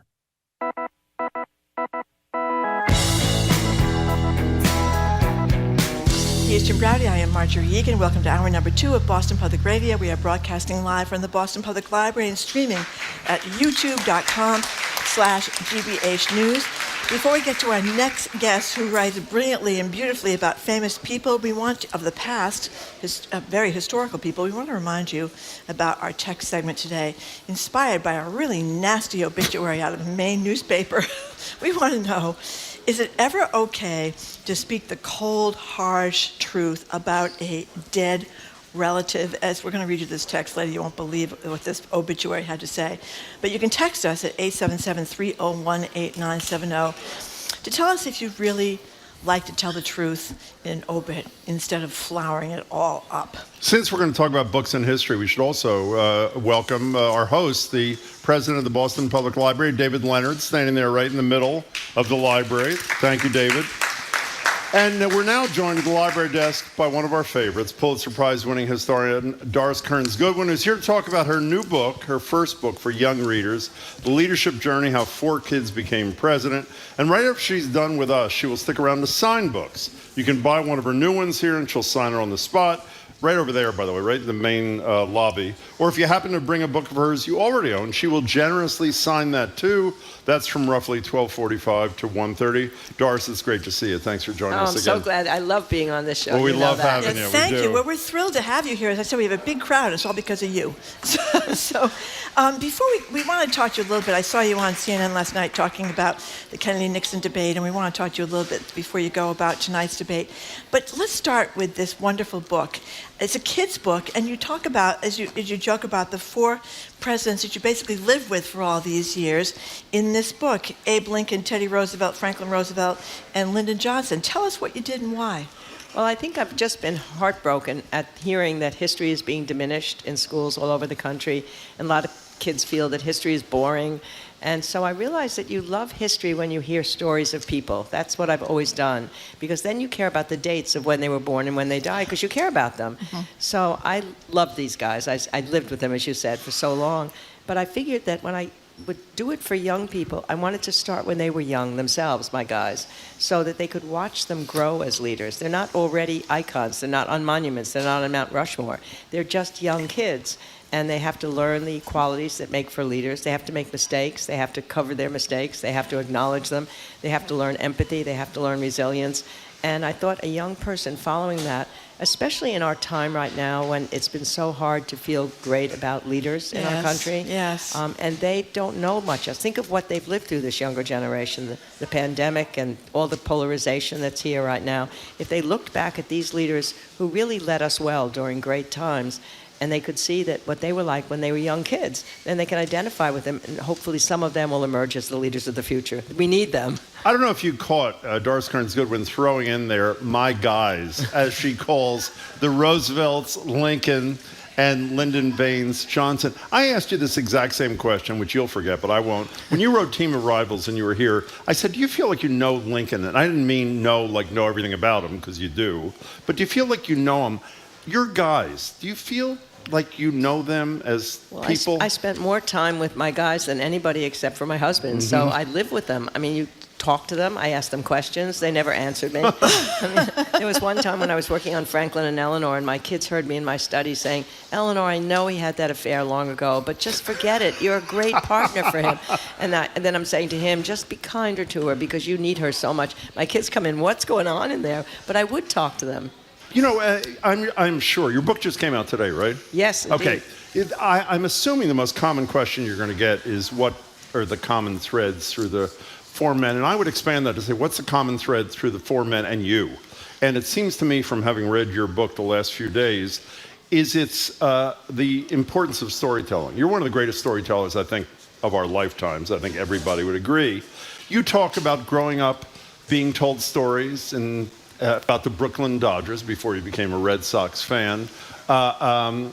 Lincoln and Teddy Roosevelt, great readers, I learned from you. Franklin Roosevelt, totally into stamps, but not so much the collection, but what the stamps transported him to. And Lyndon Johnson sitting at the foot of it was grandfather, right? Exactly. Telling stories about cowboys. So the storytelling thing and the impact is a huge common thread. It really is for me and for history. I think that's the way history should be taught. I mean, stories about people who lived before are fascinating. History should be fun. I just want everybody to love it like I love it. I had a teacher in high school who was really magical. I mean, she taught us about people who had died long before, but she'd made them so vividly alive that I thought they were really still alive. When she talked about Lincoln dying, she actually cried. The first time I'd ever seen a teacher cry. And I figured, God, she must have known him. And so that's the way I like to tell history. Lincoln actually told stories all the time, and they said to him once, why do you tell so many stories? And he said, because people remember stories better than facts and figures. Stories have a beginning, a middle, and an end. We're hardwired for stories. Think of the cavemen. They had to pass on to the next generation what had happened in their lifetime. There wasn't any written word then, any printed word. So that's how we learned about them, through the stories they told. You know, one of the stories you told, which really got to me, because I think too many of the people that do what I do, or they're pundits or political operatives never really sit in the living room or see the living conditions of some of the people they trash, particularly poor people or people coming over the border. Tell us about with Teddy Roosevelt and the cigar makers. Tell us that story. It's a really important story to understand because Teddy Roosevelt loved being in the center of attention. It was said that he wanted to be the baby at the baptism and the bride at the wedding and the corpse at the funeral. And so when he first went to the state legislature, he was talking a lot and making a lot of headlines in the state. And there was a bill that came down to regulate tenements where they were making cigars. Immigrants were there, maybe 20 immigrants in a place where the cigar leaves were on the floor. And he just didn't think that private enterprise should be regulated. But the head of the union came to him and said, will you at least come and look at the condition and see what it is? And once he went there, his empathy was aroused. Empathy is sometimes born within you, the feeling what other people are feeling, but sometimes you learn it from experience. And he intuitively understands this is wrong. He changed his whole mind about whether it should be regulated. He not only voted for the bill, he became the champion of the bill, and he got it through the legislature. So that's what you need to do in when you're young. You want to get your young kids to experience different things from what they know every day. So they're going to feel what other people are like and not feel that sense, especially in our world today where they're so siloed into one way of thinking. By the way, this book is also beautifully organized. There's separate chapters on each of the four men, and it starts with my favorite part, the childhood things about which I knew almost nothing. And for me, at least, I'm curious if you reach the same conclusion, it began to answer the nature versus nurture thing. Obviously, a couple of these people grew up quite wealthy, a couple of them quite poor, or at least not wealthy, which caused me to conclude that nurture was the primary thing in breeding these leaders. Am I right? Absolutely. I mean, there are certain gifts that somebody may be born with. That used to be a question. I remember when I was in graduate school, we used to debate, are leaders born or are they made? And there used to be this old theory that they're born, which is crazy. They do have gifts, like Lincoln had a gift of writing, obviously, which his language was so beautiful.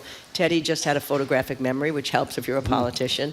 And FDR was born as an optimist with confidence. That's a huge help. And LBJ just had energy beyond imagining. But mostly what you need to develop are a series of qualities. And there was no magic key. I kept thinking, is there one leadership thing? It's got to do with humility, to be able to acknowledge errors and learn from your mistakes. When you see a young kid and they lose, are they going to be mad about losing, or are they going to accept it with grace? When they win, are they going to run around and say, I'm great, or are they going to look for the team and see how the team did instead? There's a story of George Bush Sr.'s mother, and George Bush came home and said, I scored 3 goals in soccer today. She said, yes, dear, but how did the team do? Oh, that's great. And that's so great. good, right? And then you learn whether they can get through hard times. Everybody is hurt by something, and what is resilience? And then is there ambition for themselves, or is it for something larger than themselves? You watch them grow, and it's so exciting to see them evolve, but only if they can learn from their mistakes. You have to grow into a leader. And apologize for you tell a story about Lincoln and an opponent. Can you share that with us? Because we don't, at least one of the two candidates, apologies and admitting mistakes is not part of the mix there. The only way you can grow is to acknowledge it. And people, they love it when you do that because they know that you're vulnerable and you're accepting it. Lincoln was a very good debater, actually, and he was making fun of his opponent, his Democratic opponent, and he characterized his walk and his talk, and he was so funny that everybody laughed, and the opponent started crying, actually, there. Oh. And then it became a big thing in the town called the skinning of Jesse Thomas. And Lincoln felt terrible. He went over and apologized in his house. But more importantly, he said for the rest of his life, he would never use that skill of his to hurt somebody like that again. And every time he thought about it, he felt bad for the rest of his life. So he learned from that incident. The new book coming out today by Doris Kearns Goodwin is called The Leadership Journey, How 4 Kids Became President. And again, it's out today. She's going to sign this and other books if you join her at roughly 12:45 right over there in the main lobby. You know, there are so many great stories about them as kids that Teddy Roosevelt was kind of a fragile kid, a lot of asthma, and how he built up his body. But I didn't know about this before. Franklin Roosevelt was all grown up when he contracted polio. I'm thinking of these kids getting polio shots now in Gaza. And that was much more brutal for him at the beginning than I realized. Tell us about that. There's no question. He's still in his 30s, and he's an athlete. He loves swimming. He loves horseback riding. He loves playing tennis and golf. And he goes one day out with his kids, and they're swimming and they're sailing, and he comes back home, and he doesn't feel good. He goes upstairs to rest. He's never able to walk on his own power again from that experience of the polio. And they told him that it was very unlikely that his lower body would recover, but what he had to do was to make his upper body strong enough so he could manipulate a wheelchair. And so he worked out day after day with bars, horizontal bars. He crawled on the floor of his carpet to strengthen his chest. He said, you learn humility when you're an old person, 30s, learning how to crawl. But it changed him in a very positive way. He dealt with other people for whom fate had dealt an unkind hand. He felt connected to them. And he formed this extraordinary place at Warm Springs where other polio victims would come. And he taught them not only how to use the warm waters to get their bodies better, but to get joy back in life. He would have wheelchair dances. He'd have polo in the water. He would have theatrical productions. And there's all sorts of oral histories from them that say, we realized we could have a full life. And then he finally had to decide, can I really become a politician still? He was out of politics for a decade almost, until he felt that they won't accept me unless I can appear to be walking. So most people knew he'd had polio, but they didn't know he couldn't walk without braces, without holding on to somebody. And so he had to practice and practice that. And there were times when he fell and it was really hard. But he became a warmer, more empathetic person. You know, you wrote a whole book about Eleanor and Franklin and their marriage. I love the arrangements of the bedrooms in the White House and all that stuff. But you repeated in this book the story about Eleanor Roosevelt finding the letters from his mistress or lover, Lucy Mercer, and their marriage. Tell us a little bit about that. Yeah, I mean, in many ways, they were the perfect couple for the country. There's no question that each one of them would never have been as strong as they were without each other. And Eleanor had a very hard life when she grew up. Her mother was one of the most beautiful women in New York, and Eleanor always felt that she was disappointed by Eleanor's lack of a pretty face. She used to call Eleanor Granny because she looked so old when she was young. So she didn't have the confidence that FDR had, but they did fall deeply in love. But then at a certain point after she had her children, she was locked in the house. She couldn't be out doing the things she wanted to do. She'd worked in settlement houses before she met him. She always wanted to be doing something, and her confidence went even further down. And she did find when he came home from Europe that there were these letters that he had written to her secretary, actually. And the extraordinary thing that happened, she offered him a divorce, and thankfully it was the last thing he wanted. And they made a pact that they would stay together. He would not see this woman again. Later it was violated, but they became the greatest partners. Without Eleanor, Franklin wouldn't have been who he was. She was, as he said, a welcome thorn in his side, always willing to argue with him. But it was Eleanor who had weekly press conferences that only female reporters could come. So a whole generation of journalists got their start because of Eleanor.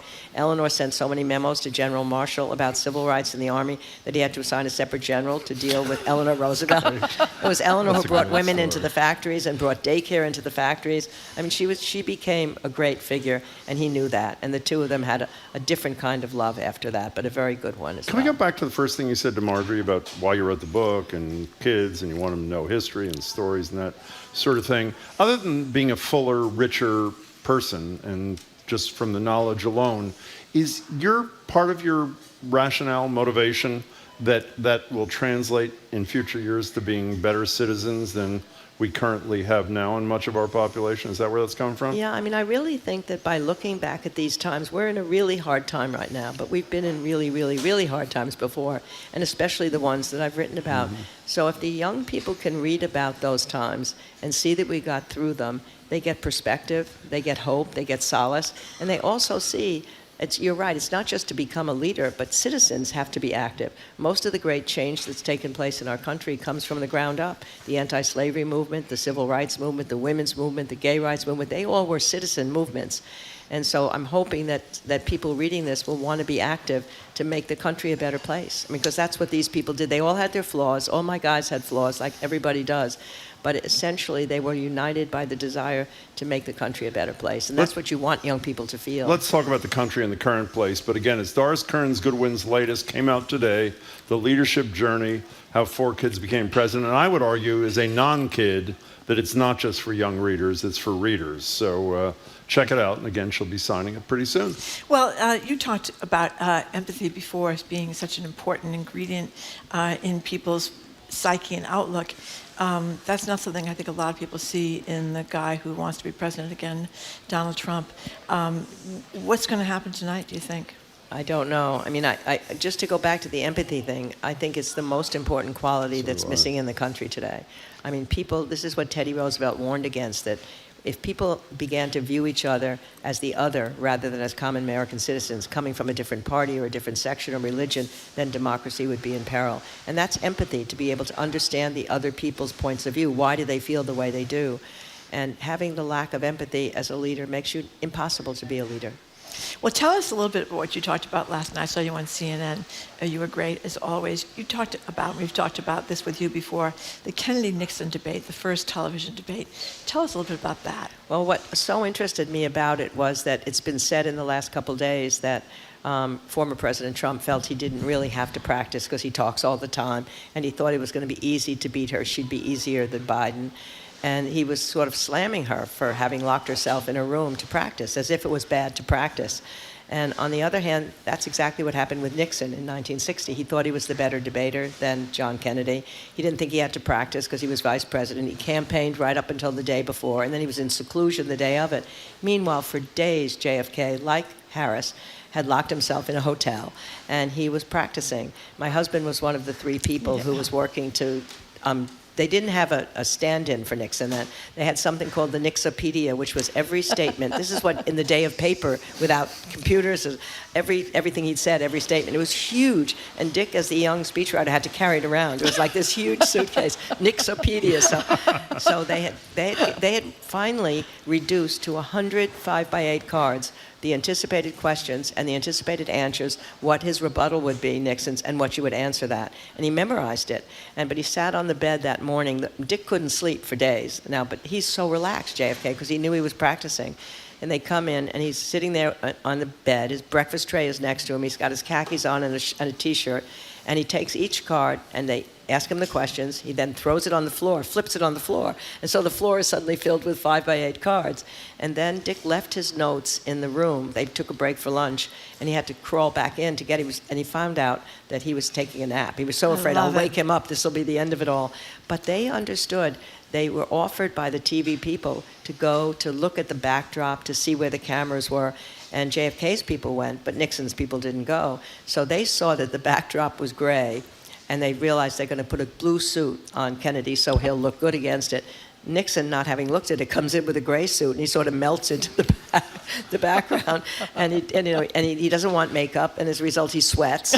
So it was the first television celebrity became JFK. And what interested me so much was that back on the plane, they flew around on this Caroline, the plane, a small, intimate plane in the 60s.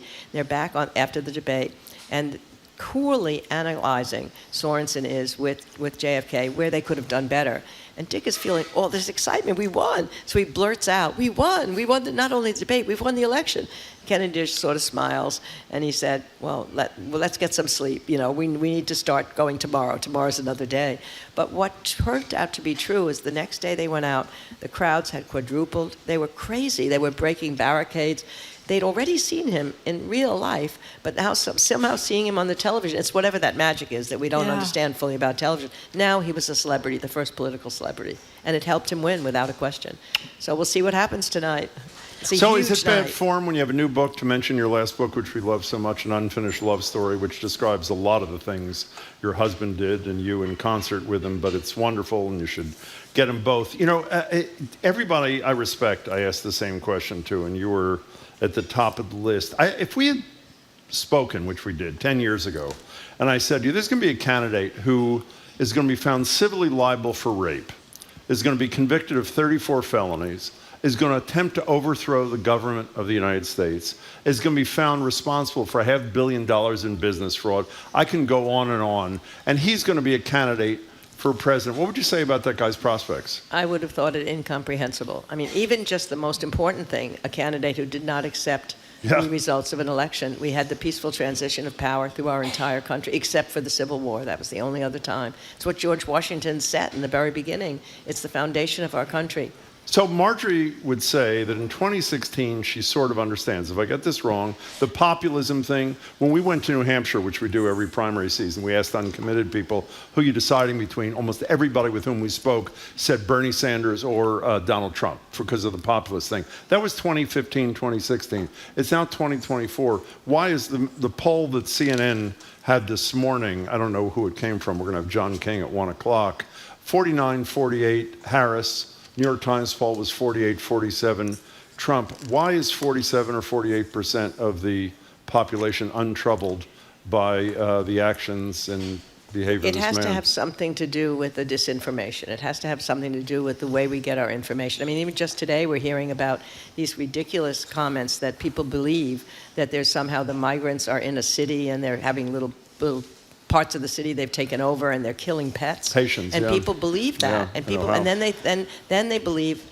as former President Trump will say, our country's in terrible shape, our country's bad, and their life experience is not that. Although the people are struggling and people feel they're living paycheck to paycheck, it's something we haven't really solved in the country. Is how to make people feel they have a chance to have a little bit better life than their parents had, and that their kids have a better chance than they do. But still, our economy is better than any economy in the world. The people are not our furious people. They're not, and somehow the way people see the world and they see him as somebody who can solve their problems, I don't understand it. How about her? I know there's never been a circumstance quite like this where there's a Donald Trump on one side, which is odd in and of itself, and then a candidate who's been running for a month on the other side. Are there lessons from past debates that Kamala Harris should be borrowing from tonight? I think the complication for her tonight is that there's also a poll that says 28% of the people feel they don't know enough about her. Yes. So that she wants to be the prosecutor to be able to diminish him, but she has to expand herself and how people feel about her and connect. Probably that's even as important. I mean, she's got to be, if he attacks her, she's going to have to attack him, but she's got to make people feel that she's on their side. That's the key. That's what FDR always said. As a politician, you want people to feel you're on their side and that she's capable of being the president, and that she's warm, and that she's somebody you can feel respect and affection for even. Do you get anxious before? We're both like oh my God. ready to pass out. Do you get anxious? Oh no! before? I woke up this morning and I was thinking, oh my God, how many hours from now is this going to happen? I mean, it's almost it is actually worse than waiting for the Red Sox to have a World Series game.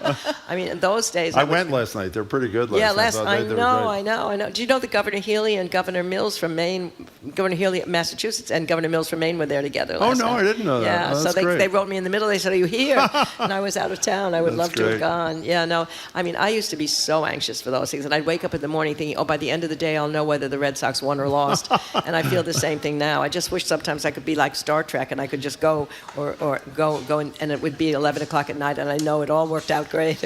You know, you just talked about people believing misinformation, and some blame those of us in the media who don't emphasize enough the crazy things Trump says, like how kids go to school as a boy and they come home as a girl because there's some sex change operation going on in the school. I mean, crazy things like that we don't report enough about them, or that he admitted that he knew he won the election on a podcast. Which is almost a non-story in America, which I do not get. But let's get back to the point of view and the empathy thing you talked about before, because a lot of us really can't have discussions with our friends and family that are Trump people if we're not Trump people, and the Trump people don't want to talk to the people that aren't Trump people. So how do you deal with that? I mean, I'm wondering if there have been times in our history where, you know, the McCarthy era or a lot of the America First stuff that went on in World War II. So are we that unusual now or not?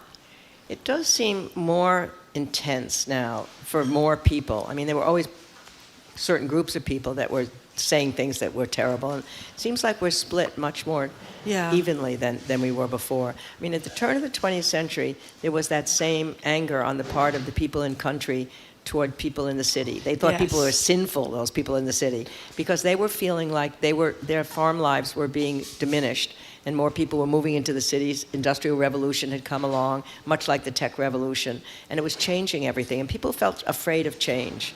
And that's happened here too, I think.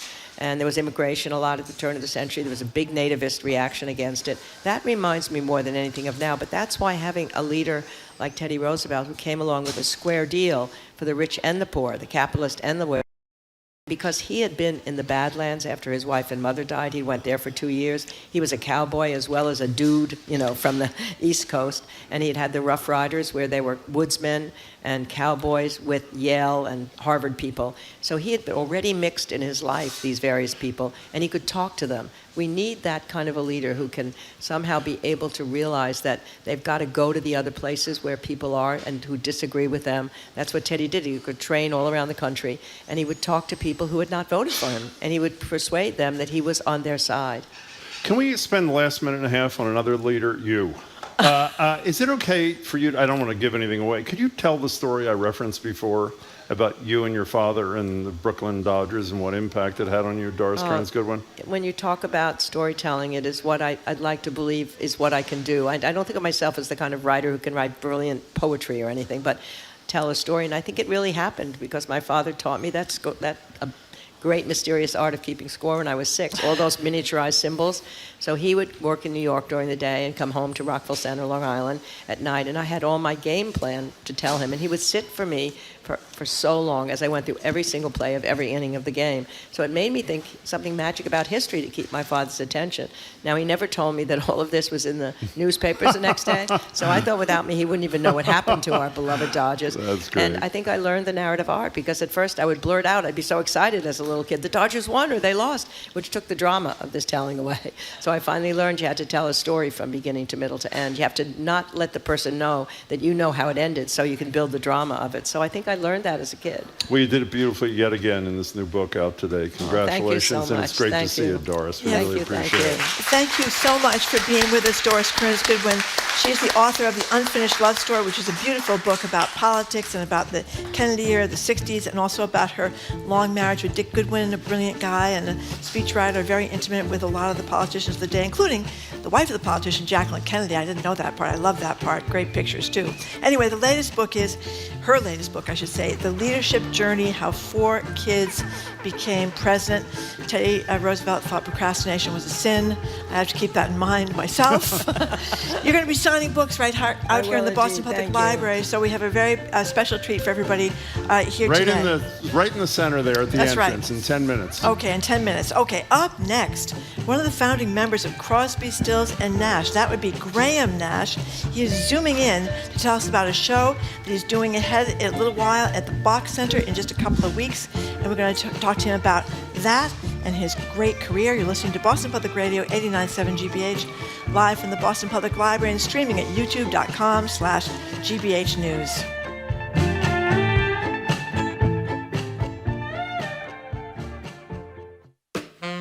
I'm Jared Bowen. Coming up on The Culture Show, comedian Eugene Merman. Born in Moscow, raised in Lexington, he honed his craft working the stages of Boston's comedy circuit. Today, he's known as the voice of Gene Belcher on the FX animated hit Bob's Burgers, and for his brand of absurdist humor. He joins us to talk about it all ahead of his show in Somerville at the Crystal Ballroom.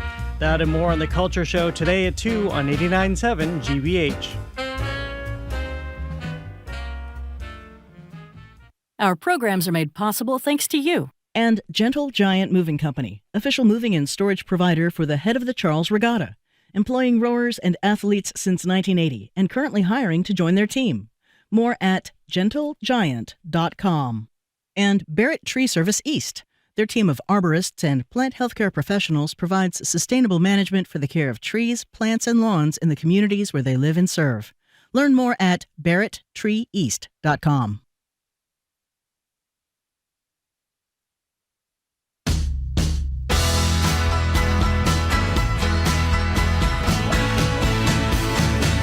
Welcome back to Boston Public Radio. Jim Browdy and Marjorie Egan. We're live at the Boston Public Library, streaming youtube.com/GBH News. One more time, Doris will be signing the current book out today and any other book of hers you brought right over there in a couple of minutes in the main entrance of the library.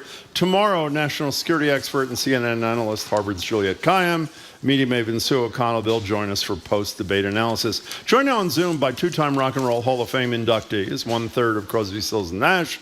Once again, is a founding member of the Great Hollies. Here is one of my favorite songs. I'm guessing you've heard it. It was written and performed a mere 54 years ago. Here it is.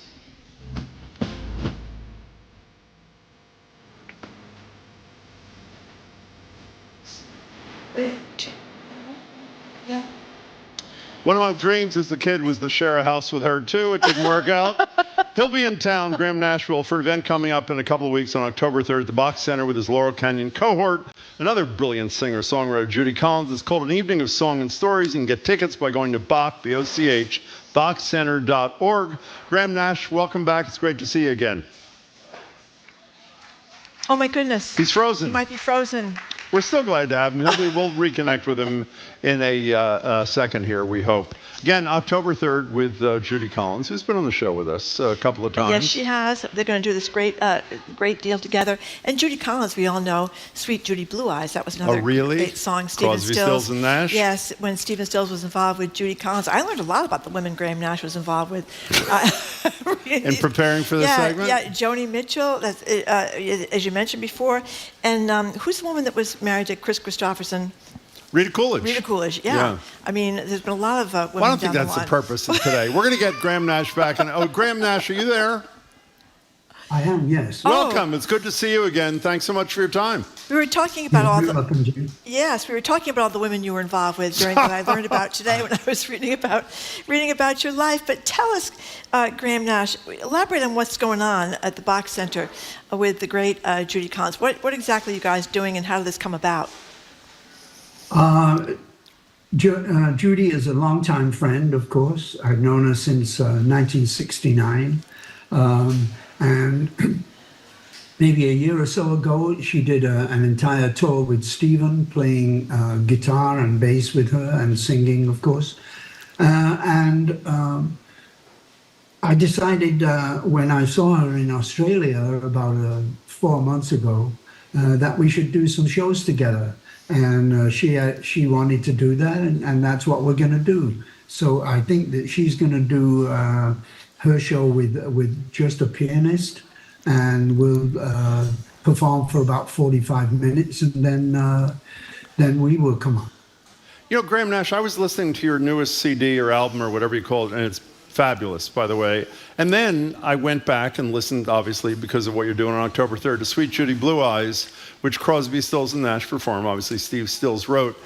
When you performed that a mere century plus ago, and I said to you, you're going to be talking to some talk show hosts in Boston in 2024 ahead of a concert in downtown Boston, what would you have said to me?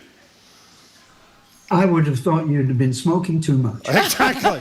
So why are you still doing? I mean, you sound spectacular, I have to say. Why are you still doing this? I'm a musician. I have to do what I do best, and what I do best is write songs and perform them with the passion of the time that I wrote them. I think I owe it to my audience to let them know two things. One, that I really want to be there performing, and two, that I understand that they're going to want to hear certain songs and I want to put them into my set, but I also want to put new songs into my set also. So we want to know the secrets to your success. We were lucky enough to see the Rolling Stones a couple of weeks ago, and they were in Gillette Stadium. And Mick Jagger, who was, I believe, 81, sang and danced for like 2 hours. It was unbelievable. The performance, it was unbelievable. So obviously, he's doing something really good there with the vitamins and the workout routines. And there were little drugs done along the way, but seems like everyone's overcome that.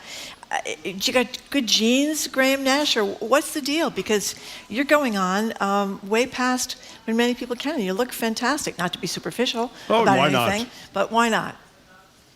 I also saw the Rolling Stones here in New York at MetLife Stadium, and I thought that they were fantastic. Yeah, they were. I love the energy. You know, obviously we all look a little older, but Jagger was very, very impressive. You've got to understand, I've known the Rolling Stones since 1964. Wow. And I have seen their evolvement over the years. And right now they're doing the best work that they can possibly do, and particularly Mick. Did you think Keith Richards knew where he was during the concert? We weren't sure. He did. Graham, what do you think? Exactly.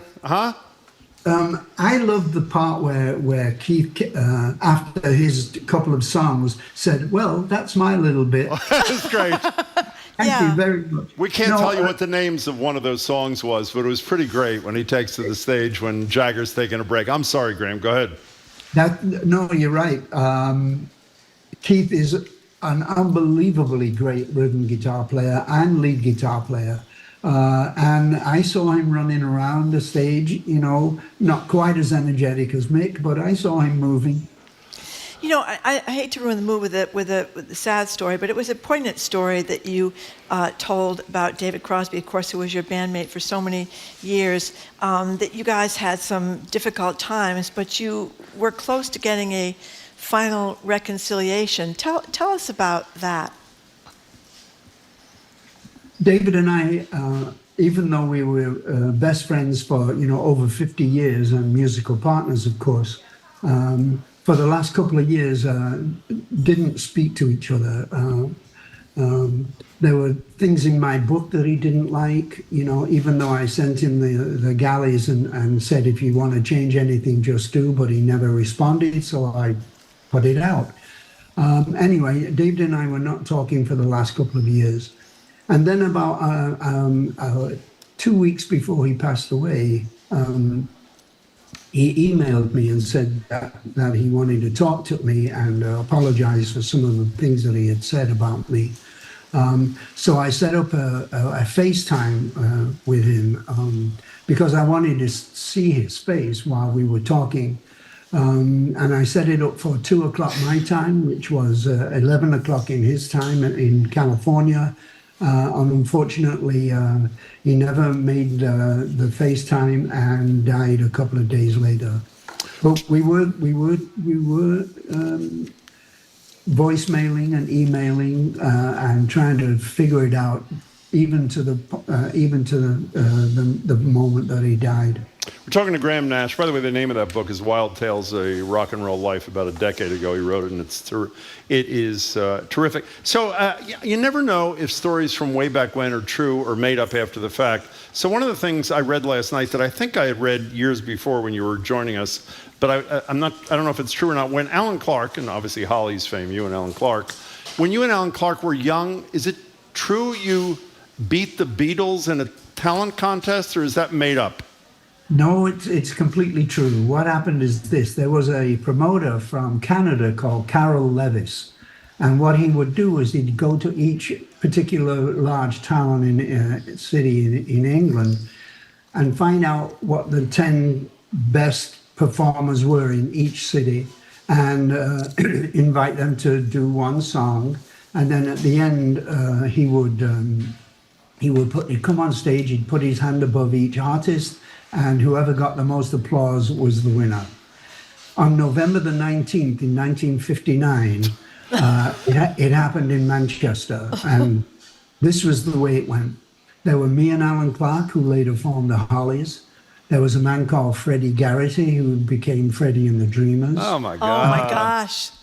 A man called Ron Wycherley, who became Billy Fury, which was kind of an English Elvis kind of guy. And 4 kids from Liverpool called Johnny and the Moondogs. Now then, they came on and they did Think It Over by Buddy Holly. Alan and I did It's Only Make Believe by Conway Twitty. And what happened is this. The show ended around 10 o'clock, but the last bus to Liverpool stopped at 9 o'clock. So they didn't make it to the very end. And Alan and I won and up to the next semi-final. So that it is a true story, and that's basically what happened. That was the end of the Moondogs. Never heard of them again, Graham Nash. Exactly, right? Who the hell are the Moondogs? We're talking to Graham Nash. He's going to be at the Boch Center with his Laurel Canyon cohort, Judy Collins, on October 3rd. You can get tickets by going to bochcenter.org.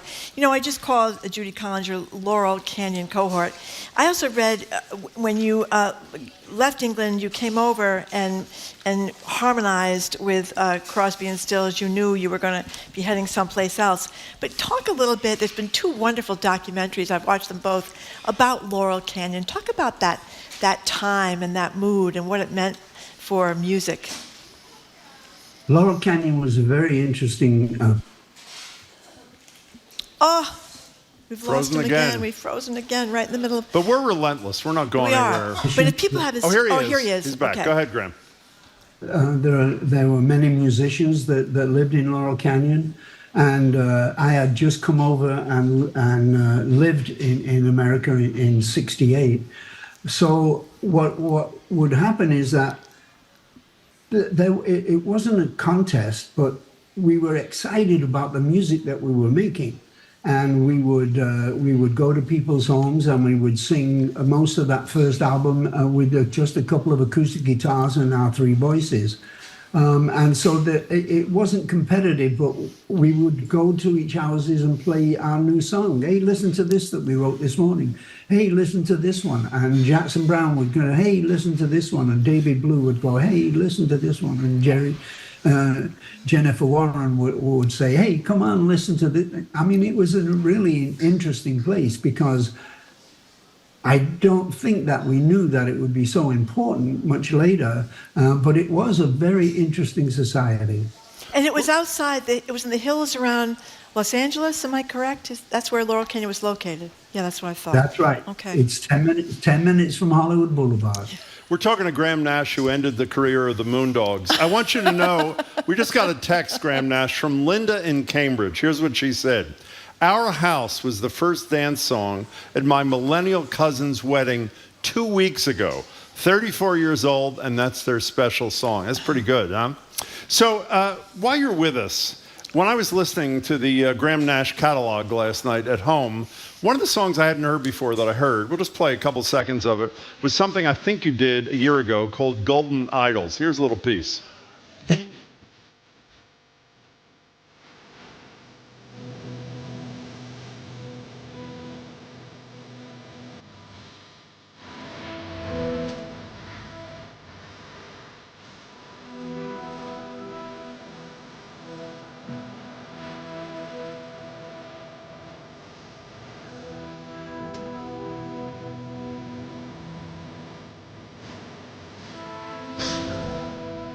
When the MAGA tourists took the Hill, it seems to me in 2024, far fewer of your colleagues are willing to wade into politics. Am I right? And if I am right, why?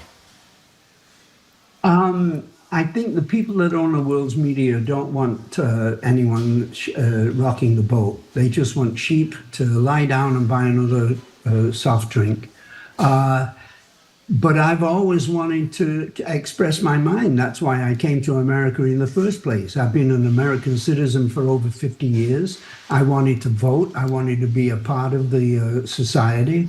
I wanted to express my opinion about how great this country is and how awful this country is in certain respects. And Golden Idols was really basically about January 6th, about what happened there in Washington, D.C.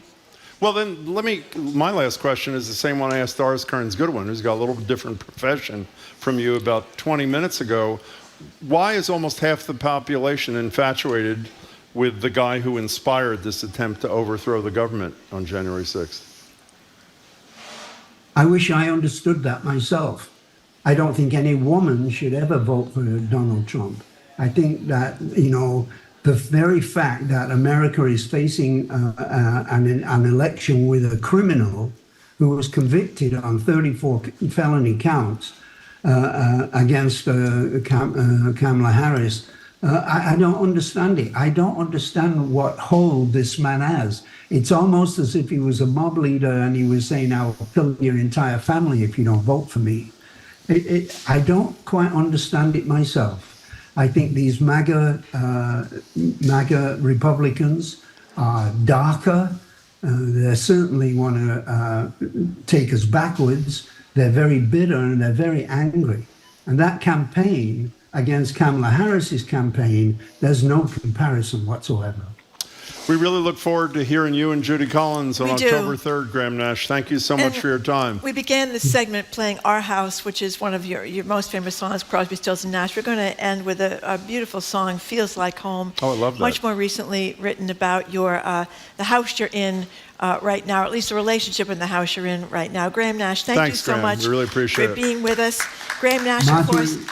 Marjorie and Jim, thank you very much. Thank you very much. Graham Nash, of course, is a founding member of Crosby, Stills, and Nash, singer-songwriter Judy Collins, and he had a show at the Boch Center on October 3rd. Info and tickets available at bochcenter.org. Thanks again to Graham Nash. That was a big thrill to talk to him. That's pretty thrilling. It was. Yep, it was great. Okay, up next. The death of This a is mother great. marked by less of an obit and more of a public service announcement than the Wicked Witch is dead. You've been soliciting your thoughts about just how honest to be when someone you really can't stand dies, even if it's your mother. That conversation is next. You're listening to Boston Public Radio, 89.7 GBH, broadcasting live from the Boston Public Library. The date is set. The ground rules agreed upon. And in Philadelphia, Vice President Kamala Harris and former President Donald Trump will debate each other for the first time. I'm Mary Blake. Join me for the ABC News Presidential Debate simulcast from NPR. We'll hear what the candidates have to say about the issues facing the country and get critical analysis after the debate concludes. Tune in tonight at 9 here on GBH 89.7. Support for our programs comes from you and the law firm of Davis Malm. Immigration laws are not foreign to them. Learn more at davismalm.com. That's DAVISMALM.com. Davis Malm. Lean, agile, strategic. And the Boston Speakers Series, with its new season starting soon at Symphony Hall. 7 evenings featuring Liz Cheney, Supreme Court correspondent Nina Totenberg, and historian Annette Gordon-Reed. Information at bostonspeakersseries.org.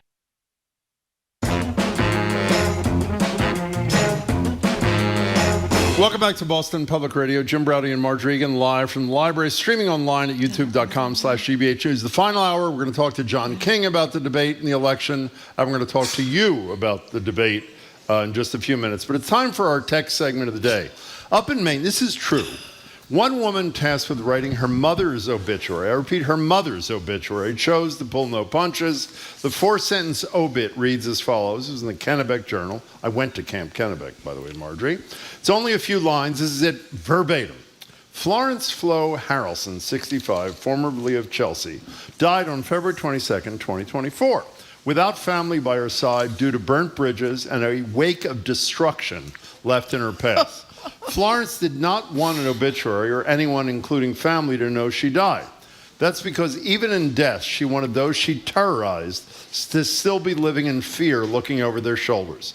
So this isn't so much an obituary, but more of a public service announcement. So the question we're asking you this morning on text at 877-301-8970, would you be as candid as this daughter was about her mother, or are you someone who believes you're not supposed to say unkind things about the dead? Now, you're a much nicer person than I am. Everybody knows that. Uh-huh. Would you ever do something like this about somebody who'd done you or people you loved wrong? I'd probably be a hypocrite and just let the nice feelings flow. But I tell you, we're equally divided among the texters about this. What are they saying? Well, this is from an anonymous texter. I was at the funeral of my angry, unlikable, alcoholic aunt a few years ago. We were listening to eulogies, which were so positive. My elderly father leaned over to me and whispered, "Are we at the right funeral?" And I almost burst out laughing. And then Ruby in Brookline says, "Nothing I love more than some good quality gossip. Saw this obituary and just wished it was a few chapters longer." So part of this I get. You know, if your mother was really brutal to you and she made your life miserable and she didn't even tell you she was dead, why should you go on or she was dying, I should put it that way. I guess she couldn't tell you she was dead. Excuse me, hon. Yeah, I died 3 days ago. But she didn't want anybody to know. Then I suppose, why Go not? for it. Did you talk about the TikTok thing yet? No, I'm going to do that in a minute. But first I want to say, did I ever tell you about my father's mother? And Oh, Oh, yes. I did or yes, I didn't? You did. This is the one that threw the frying pan at your head, No, Jim? not a frying pan, a cast iron frying pan at my head. Pan. Had I written the obituary, I think, even though I was nicer when I was younger, I probably would have written it. She was you would have. Vicious to my mother, I have no doubt. vicious to my father, vicious to me. Is it too late? Okay, so the TikTok thing is this. There was a TikTok posting by someone by the name of Christina Mills, and it was accompanied, this TikTok, by an image of the obituary we just read to you. Here it is.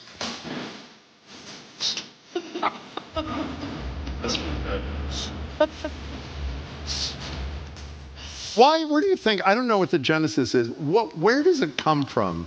I was thinking about Don't speak ill of the dead. Right, but what's the genesis? I'm thinking about some horrible people whose names I'm not going to mention because that's probably unkind while they're alive, who are in public life now, who, were I writing their obituary, because they're all going to die at some point, I think it'd be totally merited to be as unkind and but honest as one can possibly. Where does this come from? Well, here's some people who think this is terrible.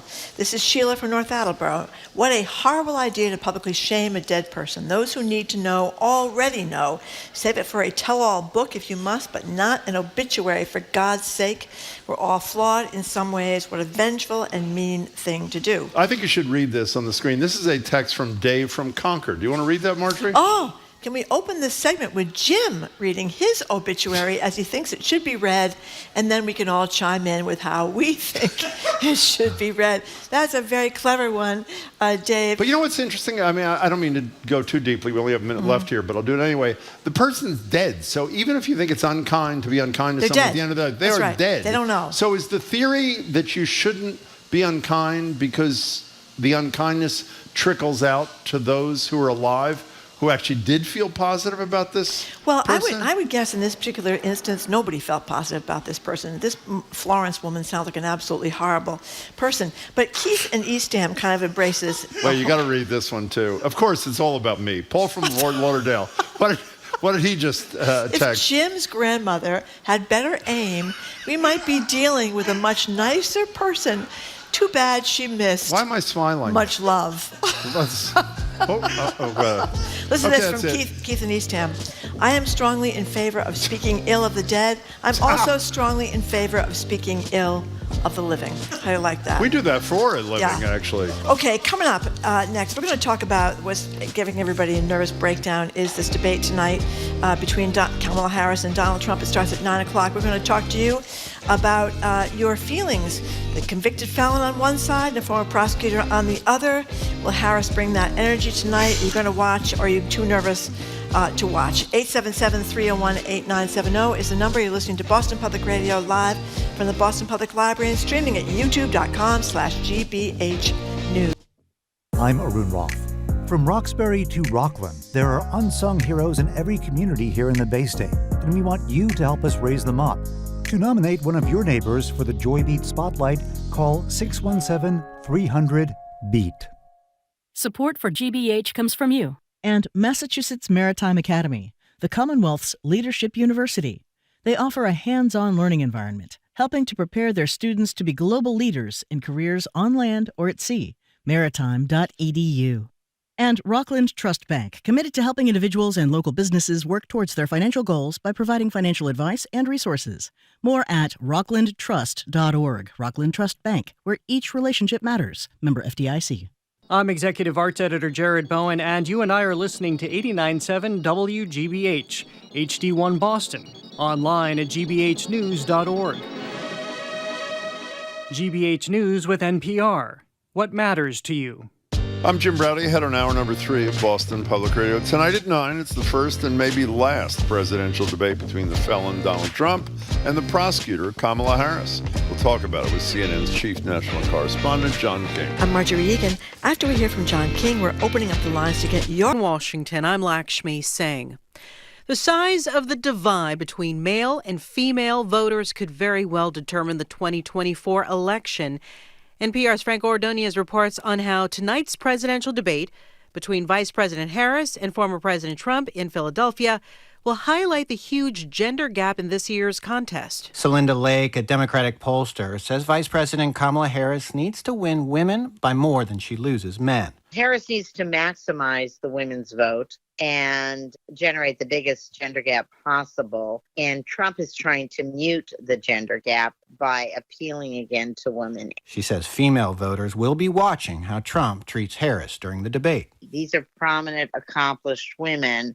And if you don't respect prominent, accomplished women, then you're sure as heck not going to respect me. Trump has tempered his messaging on issues like abortion, saying he would be, quote, great for women and their reproductive rights. Whether that's enough is unclear, but what is clear is the power of women will have in this year's election. Franco Ordonez, NPR News. The Missouri Supreme Court decides today if voters should be allowed to decide in November whether to enshrine abortion protections in the state constitution. A lower court had ruled that the ballot measure was nay as it moves northeast through the Gulf of Mexico toward the U.S. coast. It's expected to make landfall tomorrow in Louisiana. Matt Bloom of member station WWNO reports Louisiana's governor has declared a state of emergency. The emergency declaration opens up state funding to help respond to the storm and stand up a 24-hour crisis team. Governor Jeff Landry says residents should prepare their homes and stock up on essentials. We want the citizens of the state not to panic, but to be prepared. You have to know the risks for your area. Evacuation orders have been issued for those closest to the coastline due to the threat of storm surge. School districts in New Orleans and the surrounding region have canceled classes through midweek. For NPR News, I'm Matt Bloom in New Orleans. On Wall Street, the Dow Jones Industrial Average is down 272 points, or roughly 0.5%. It's at 40,557. From Washington, this is NPR News. Good afternoon. With the latest from the GBH newsroom, I'm Henry Santoro. The criminal case against 4 men accused of harassing New Hampshire-based journalists continues. The defendants are accused of targeting a reporter who was living here in the Commonwealth. New England Public Media's Karen Brown has more on the case that's being prosecuted by the U.S. Attorney for Massachusetts. New Hampshire Public Radio published a series in 2022 on sexual misconduct at an addiction recovery center. Afterwards, 4 men were involved in vandalizing the journalists' homes. They threw bricks and spray-painted crude and threatening messages. All 4 men have pleaded guilty to federal charges, including Keenan Saniatan last Friday, and 2 have been sentenced to prison time, including Michael Wazelchuk this week. New Hampshire Public Radio President Jim Schachter says he hopes the case makes a strong point. This is not the way we do things in the United States. We don't attack journalists. We don't attack people for doing their jobs. Eric Spofford, the subject of the original sexual misconduct story, has denied having anything to do with the reporter intimidation. He filed a defamation suit against the radio station, which was dismissed. For the New England News Collaborative, I'm Karen Brown. Presidential candidates Kamala Harris and Donald Trump go at it on the debate stage tonight at 9. You can hear it here on 89.7 GBH and on the GBH app. We'll also have post-debate analysis with our NPR colleagues in Washington. Sunny near 80 degrees today. We're at 75 in Boston right now. This is GBH News. Support for NPR comes from NPR stations. Other contributors include Subaru, featuring the new 2025 Forester with an updated exterior design and an 11.6-inch Starlink multimedia interface. Learn more at Subaru.com. This is NPR.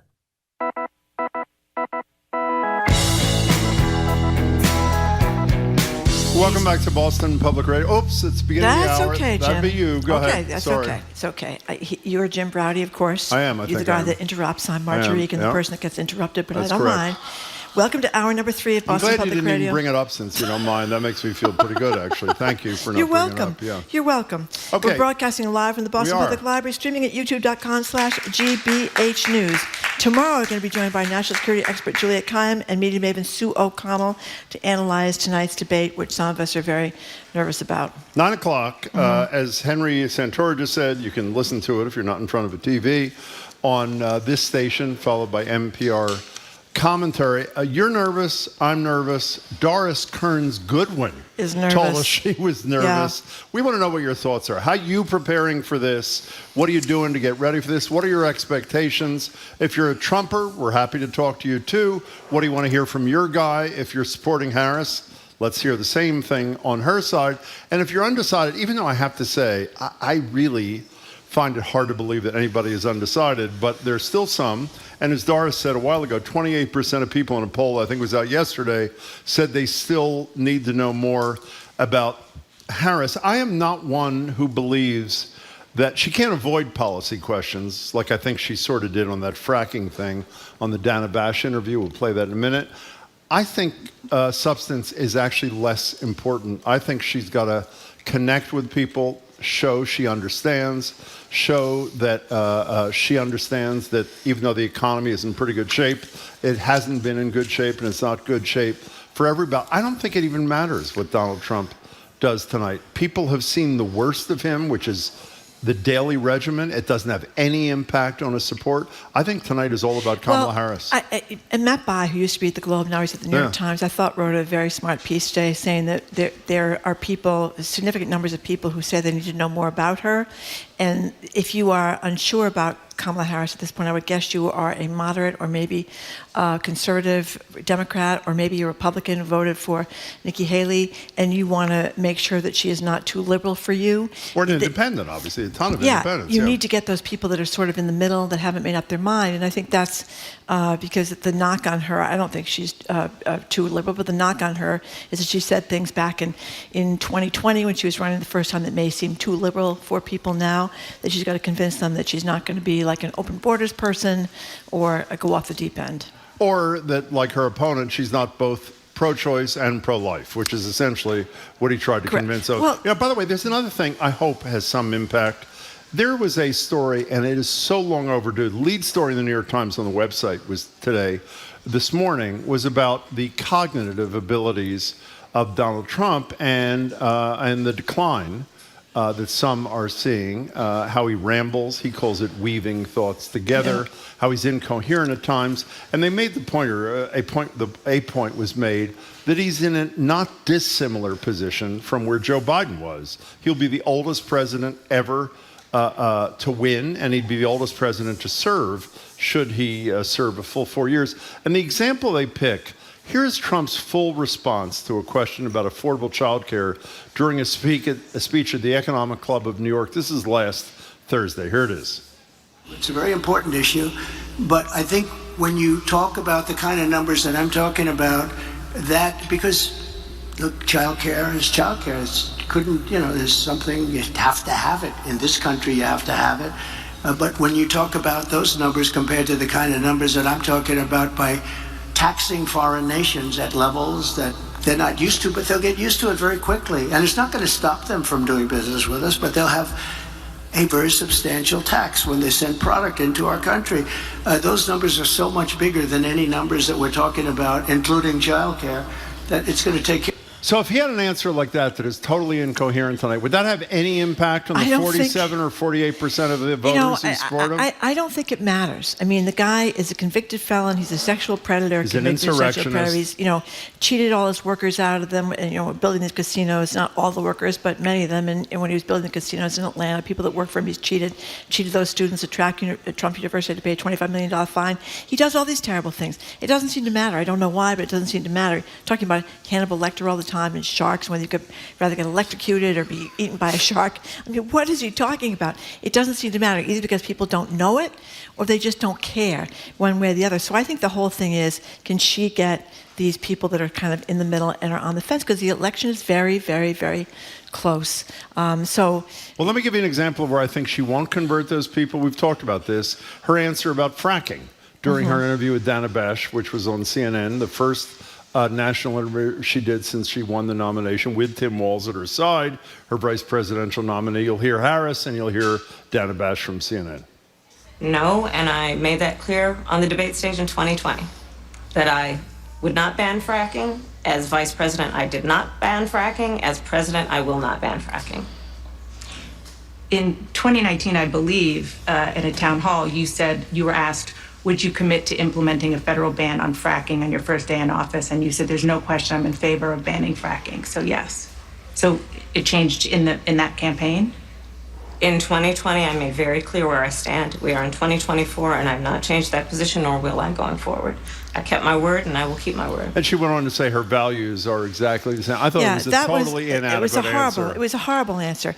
And again, what is wrong with saying, which maybe she will say tonight, and she's been advised to say if she gets this question, that she no longer believes that fracking is going to get in the way of a clean energy agenda going forward, that she thinks differently now because she has more information now than she had in 2024. I mean, it's okay to change your mind when you get more information. I mean, if you have more information that refutes what you believed before, you probably should change your mind. So this idea that flip-flopping is the worst thing in the world, I think is kind of ridiculous. Anyway, let's go to Jenny in Cambridge. Thank you for calling. Hi, Jenny. Friends. Hi. Hi, Jenny. How are you? Hi. So every Tuesday, I work at Pizza Regina in Medford at 8:30. Great. So I'm leaving promptly at 8:30, beelining to my friend's house who's having a watch party, and I'm bringing popcorn with gourmet toppings and bingo cards that I got from NPR Planet Money. They're doing economic bingo lingo.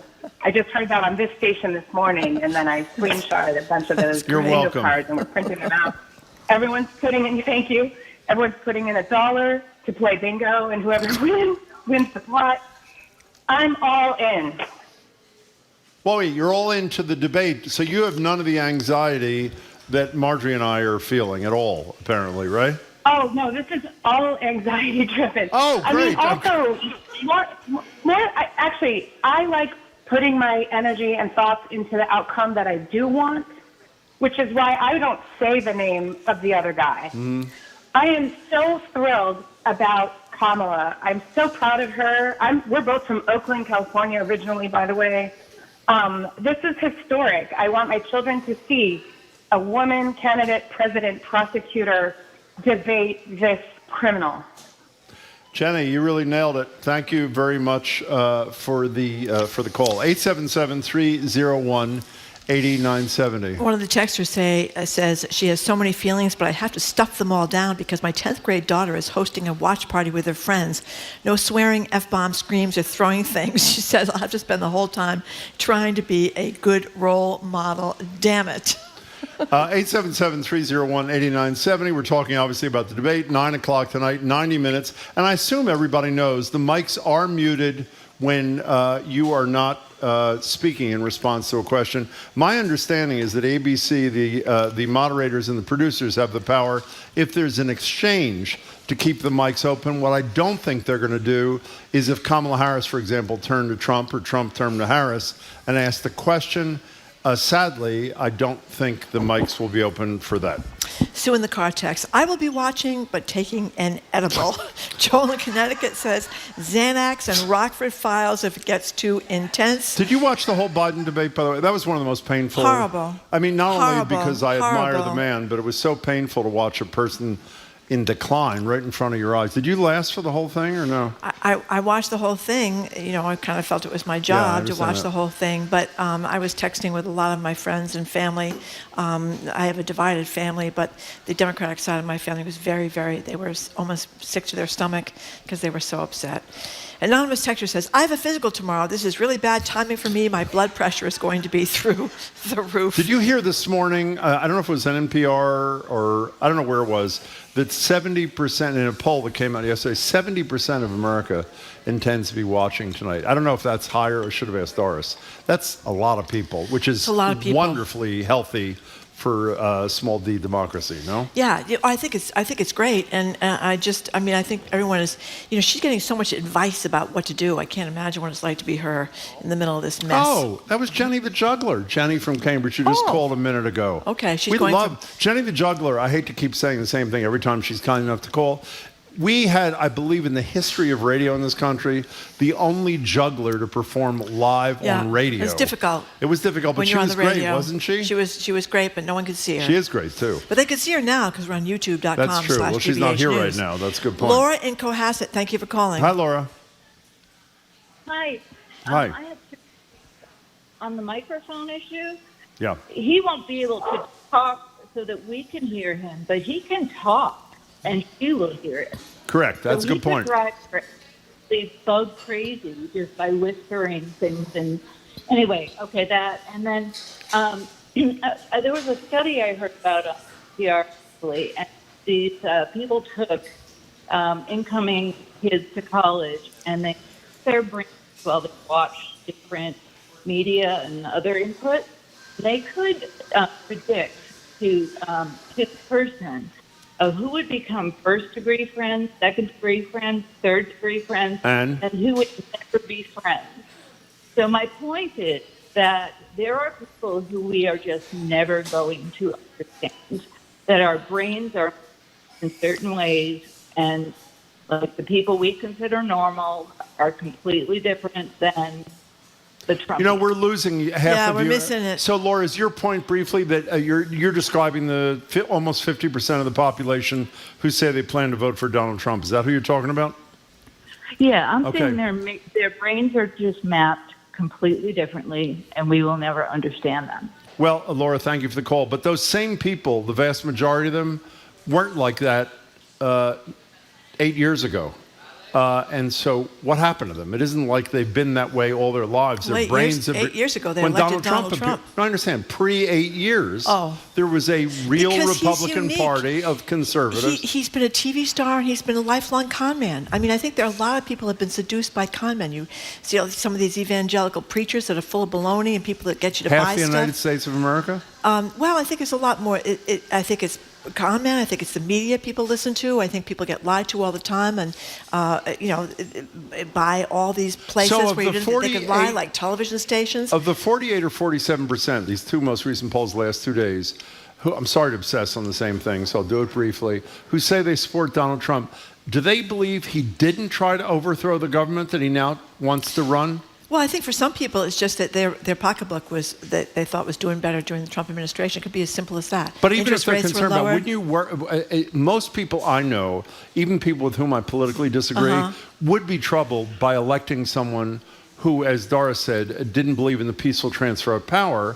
And especially after the other day, when he acknowledged he lost the damn election. I know, but did they not know that? I think a lot of people did not believe that. How about now, they thought when he that said the it the other election day? was stolen.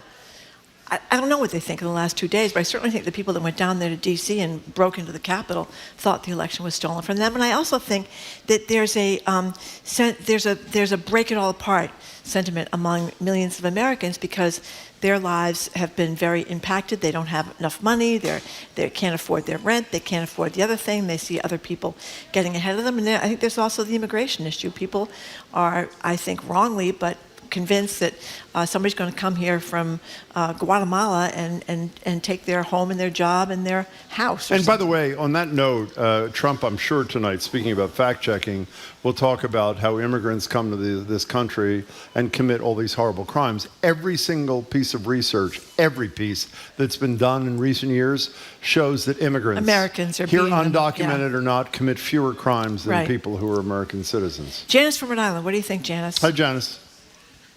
Hi, how are you guys? I love you guys. Thank you. Listen to you every day. So what I think is this. I can't wait to watch Kamala slam him. He's a sociopath, a pathological liar, and a corrupt, soulless being. So there's that. There's that. Go ahead, Janice. So she's an accomplished, intelligent woman.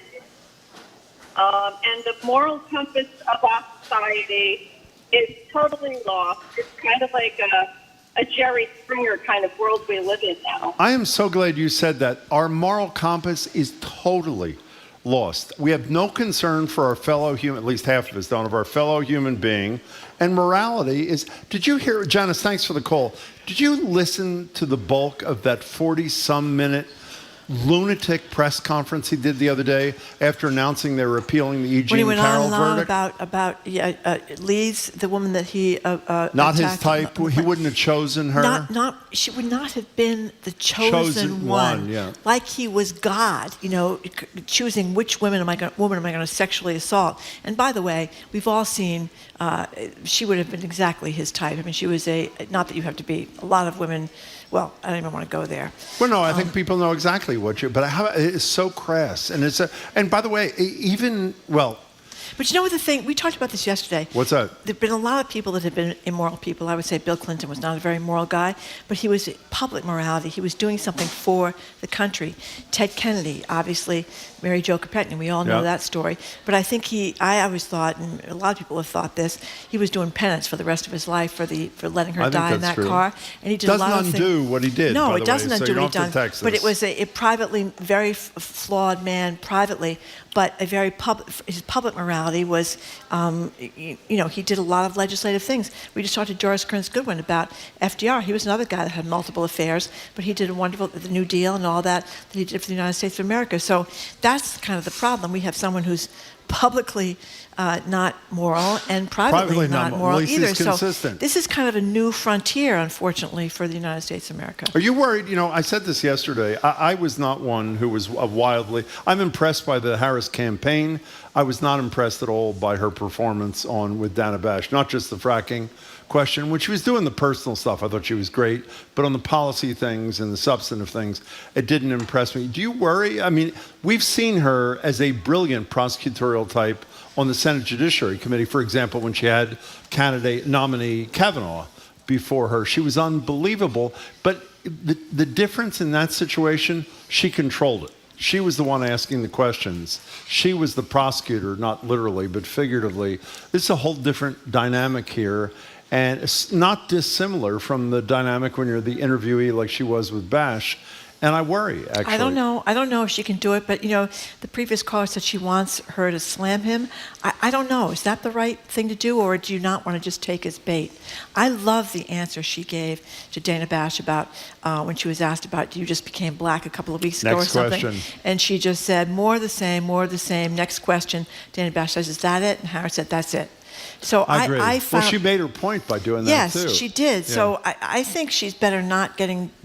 I mean, somebody just texted before and said, do you want to join our pool, Jim? How long? What's the over-under before Trump calls her nasty?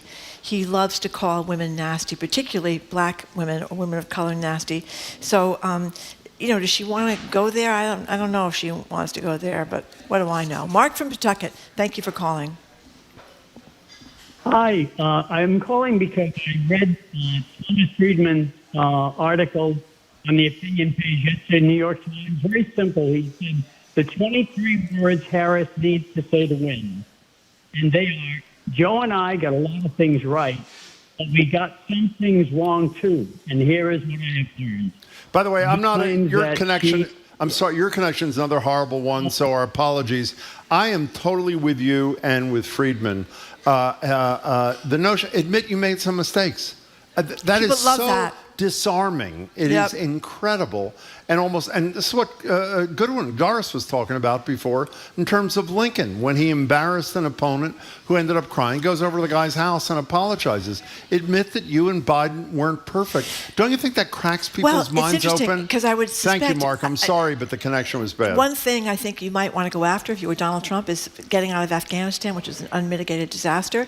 But does she want to say, well, actually Donald Trump is the one who made that plan with the Taliban? Exactly, he did. Or does she want to say, we made a mistake, it did not go well? Does she want to concede that? I think she says both. I think you can do both. Yeah, maybe she can do both. We got to take a break, Mark. We got to take a break. Okay, we're talking about the debate tonight. We're hoping we're going to be joined before too long by John King, who's had some travel issues, but we hope he's going to join us before the end of the show. But meanwhile, we're talking to you. The number is 877-301-8970 about how nervous you are about tonight, any advice you have, because I'm sure Kamala Harris is listening to us right now, Jim. Why wouldn't she? About what she should do tonight, or Donald Trump, if you're one of the people that supports the felon, the sexual predator, and the tax cheat. 877-301-8970 is the number. We're broadcasting live from the Boston Public Library.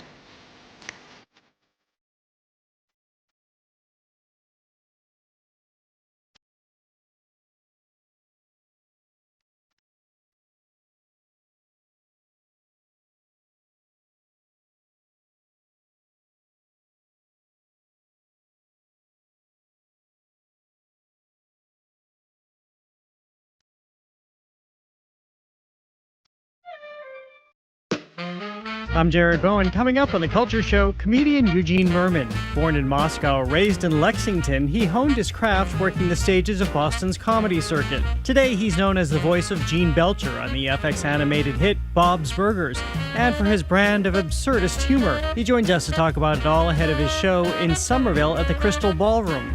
That and more on The Culture Show today at 2 on 89.7 GBH. Our programs are made possible thanks to you. And Dover Rug and Home. Rugs and carpeting for today's lifestyle with in-home rug trial and design consultation. Dover Rug in Natick, Boston, Burlington, and online at doverrug.com.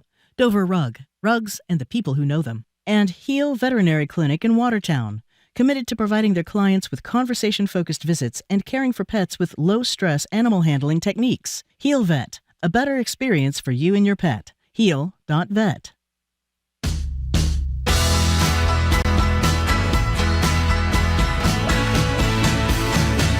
Welcome back to Boston Public Radio. Jim Browdy and Mark Regan. We're live at the library, streaming at youtube.com/GBH News. And we're obviously talking about the debate that is 7.5 hours away, 9 o'clock tonight for 90 minutes. John King from CNN should join us in about 10 minutes to give us his take. You know, you mentioned him and women, not only women opponents, but women news people, right. Women prosecutors. The only thing worse to Donald Trump than a woman in a position of power is a black woman in a position. As we know, Fani Willis is a racist. Letitia in Georgia. Letitia James, Attorney General for New York, she's a racist. One of the two moderators tonight is a black woman, Lindsay Davis. It's Lindsay Davis and David Muir, who obviously people know from here a century ago. That he was has on Channel potential. 5, wasn't he? I think he was. I'm not sure. But think he it was was here 5. a while ago. Verena's in the audience. Where are you, Verena? Verena texted us, "Hi.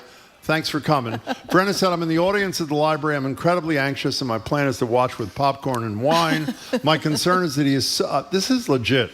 He is so bombastic, he would still overpower and control the debate, and then that becomes the news story." I am pretty hopeful that these two moderators will control things. And while I am unhappy about the muting of the mic, I think in some ways that makes their job a little bit easier. You know what really drove me crazy about the last debate, and I'm a big fan of Jake Tapper and Dana Bash as well. No fact checking. Yeah, when he gets up there and says, the Democrats want to be able to execute newborn babies on the delivery table. That's what they want to do. And that just went without, I mean, that's ridiculous. That is not true. That is not happening anywhere. So what do you want to That's see murder. happen tonight? I would like, if they're extreme fact-checking, I mean, if he repeats, for example, that the school children of America are being going to school as boys and coming home as girls, or going to school as girls, the sex change operations are going on in the schools, these crazy things he says. I mean, I can't believe anyone would believe that, but I get worried that some people do believe it. I disagree with you, and I'll tell you why. I don't disagree that some people believe it. Joe Biden, respectfully, wasn't able to do it. He was not.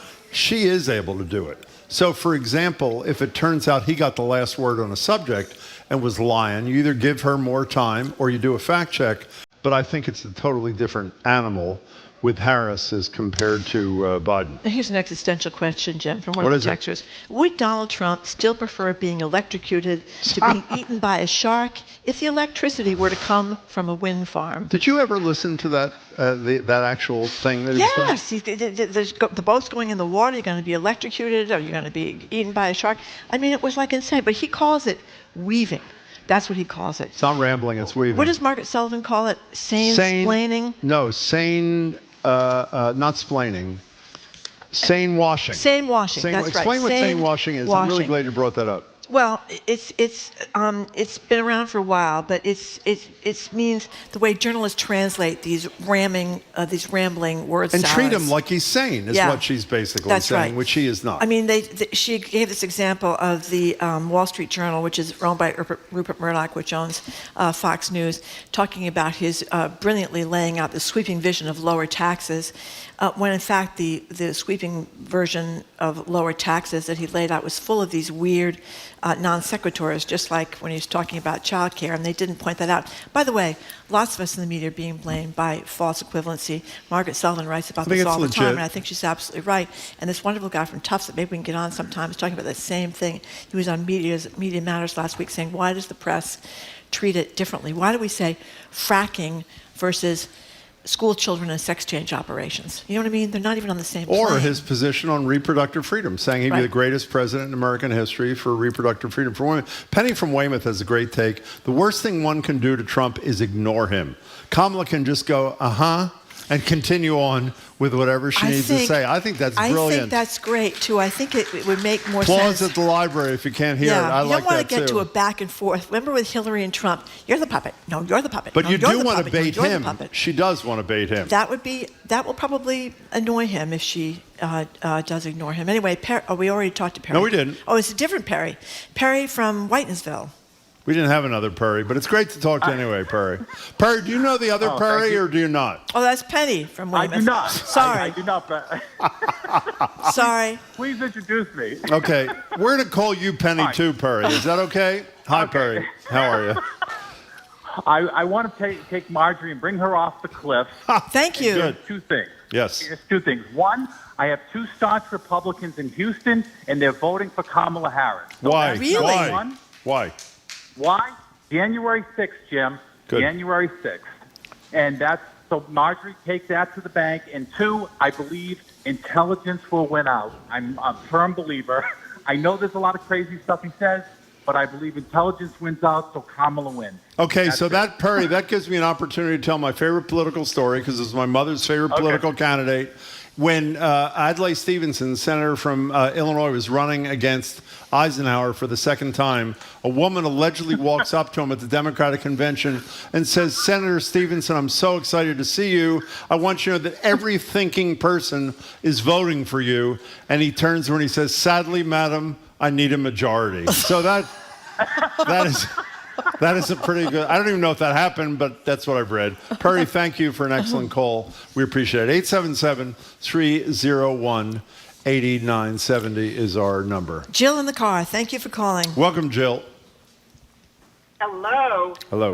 Couple of quick points. One is I want to watch the debate alone because I don't want to be distracted by having to get anybody a drink or anything like that. So I want to be alone. Okay.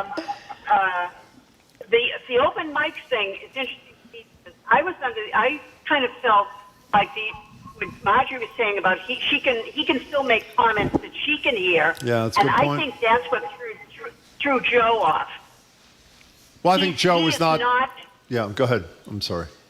But I don't think debates is his bailiwick. I don't think that's where he does well. And so that was crushing to watch that. I have to chastise Jim for calling Trump crass. He's a sociopath and a narcissistic, a malignant narcissist. I mean, this guy is so crazy. I think that the bottom line of how 50% of the country can still be voting for him goes specifically to what I've been worried about for a couple of years. It's the dumbing down of America.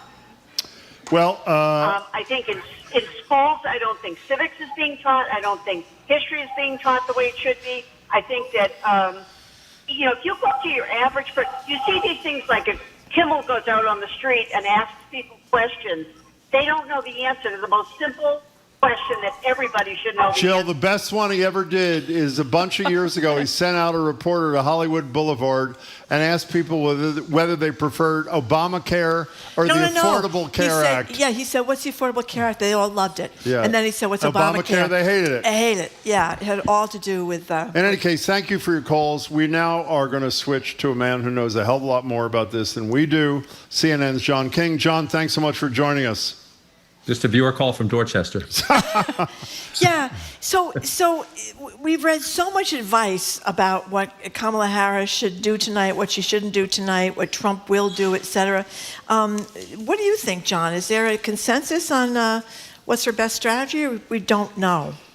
Well, I don't give advice to candidates, but I can tell you what the data tells us. Yes. And the data says that this race is as close as 2016, is as close as 2020. There are even people who get deep into the data and say it's closer than both of those races, if you believe that to be possible. Think about that. Closer than 2016 and closer than 2020. And both of those races were decided by fewer than 100,000 votes in 3 or 4 states. And so that's where we are. So the stakes for both candidates are enormous.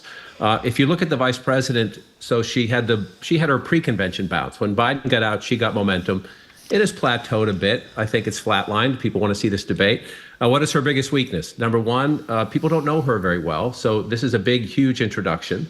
Number two, Trump still has a significant advantage, although it's shrunk a little bit when it comes to the economy, which is the number one issue in the country. And so I think that's her bigger challenge, to show that she's a president to people who aren't quite sure. And they're never sure about a vice president. This is not about Kamala Harris. This is about any vice president standing there. It would be, especially given the late change in the candidate, would be, who is this person? Do I really trust them to take the top job? And then the economy. And for Trump, I think the key here is that, he's in a very competitive place because of his base. But in recent days, he's been saying some crazy stuff. Forgive my language there, but crazy stuff. Speaking to the largest police union in the country the other day, saying, I need you to be looking out for election fraud because there's no way we lose unless there's huge fraud. So there he goes back to the old playbook, which makes Republicans cringe because he's in such a strong position to potentially win this race. But he keeps doing things that are factually wrong and that undermine him. But the burden is really on her. The country wants change. Trump's not change, but is Harris? She's Joe Biden's vice president. Could she make the case that she's different and that you can trust her on the economy, that she's not too liberal? If she does that, then she can put herself in a position to potentially win.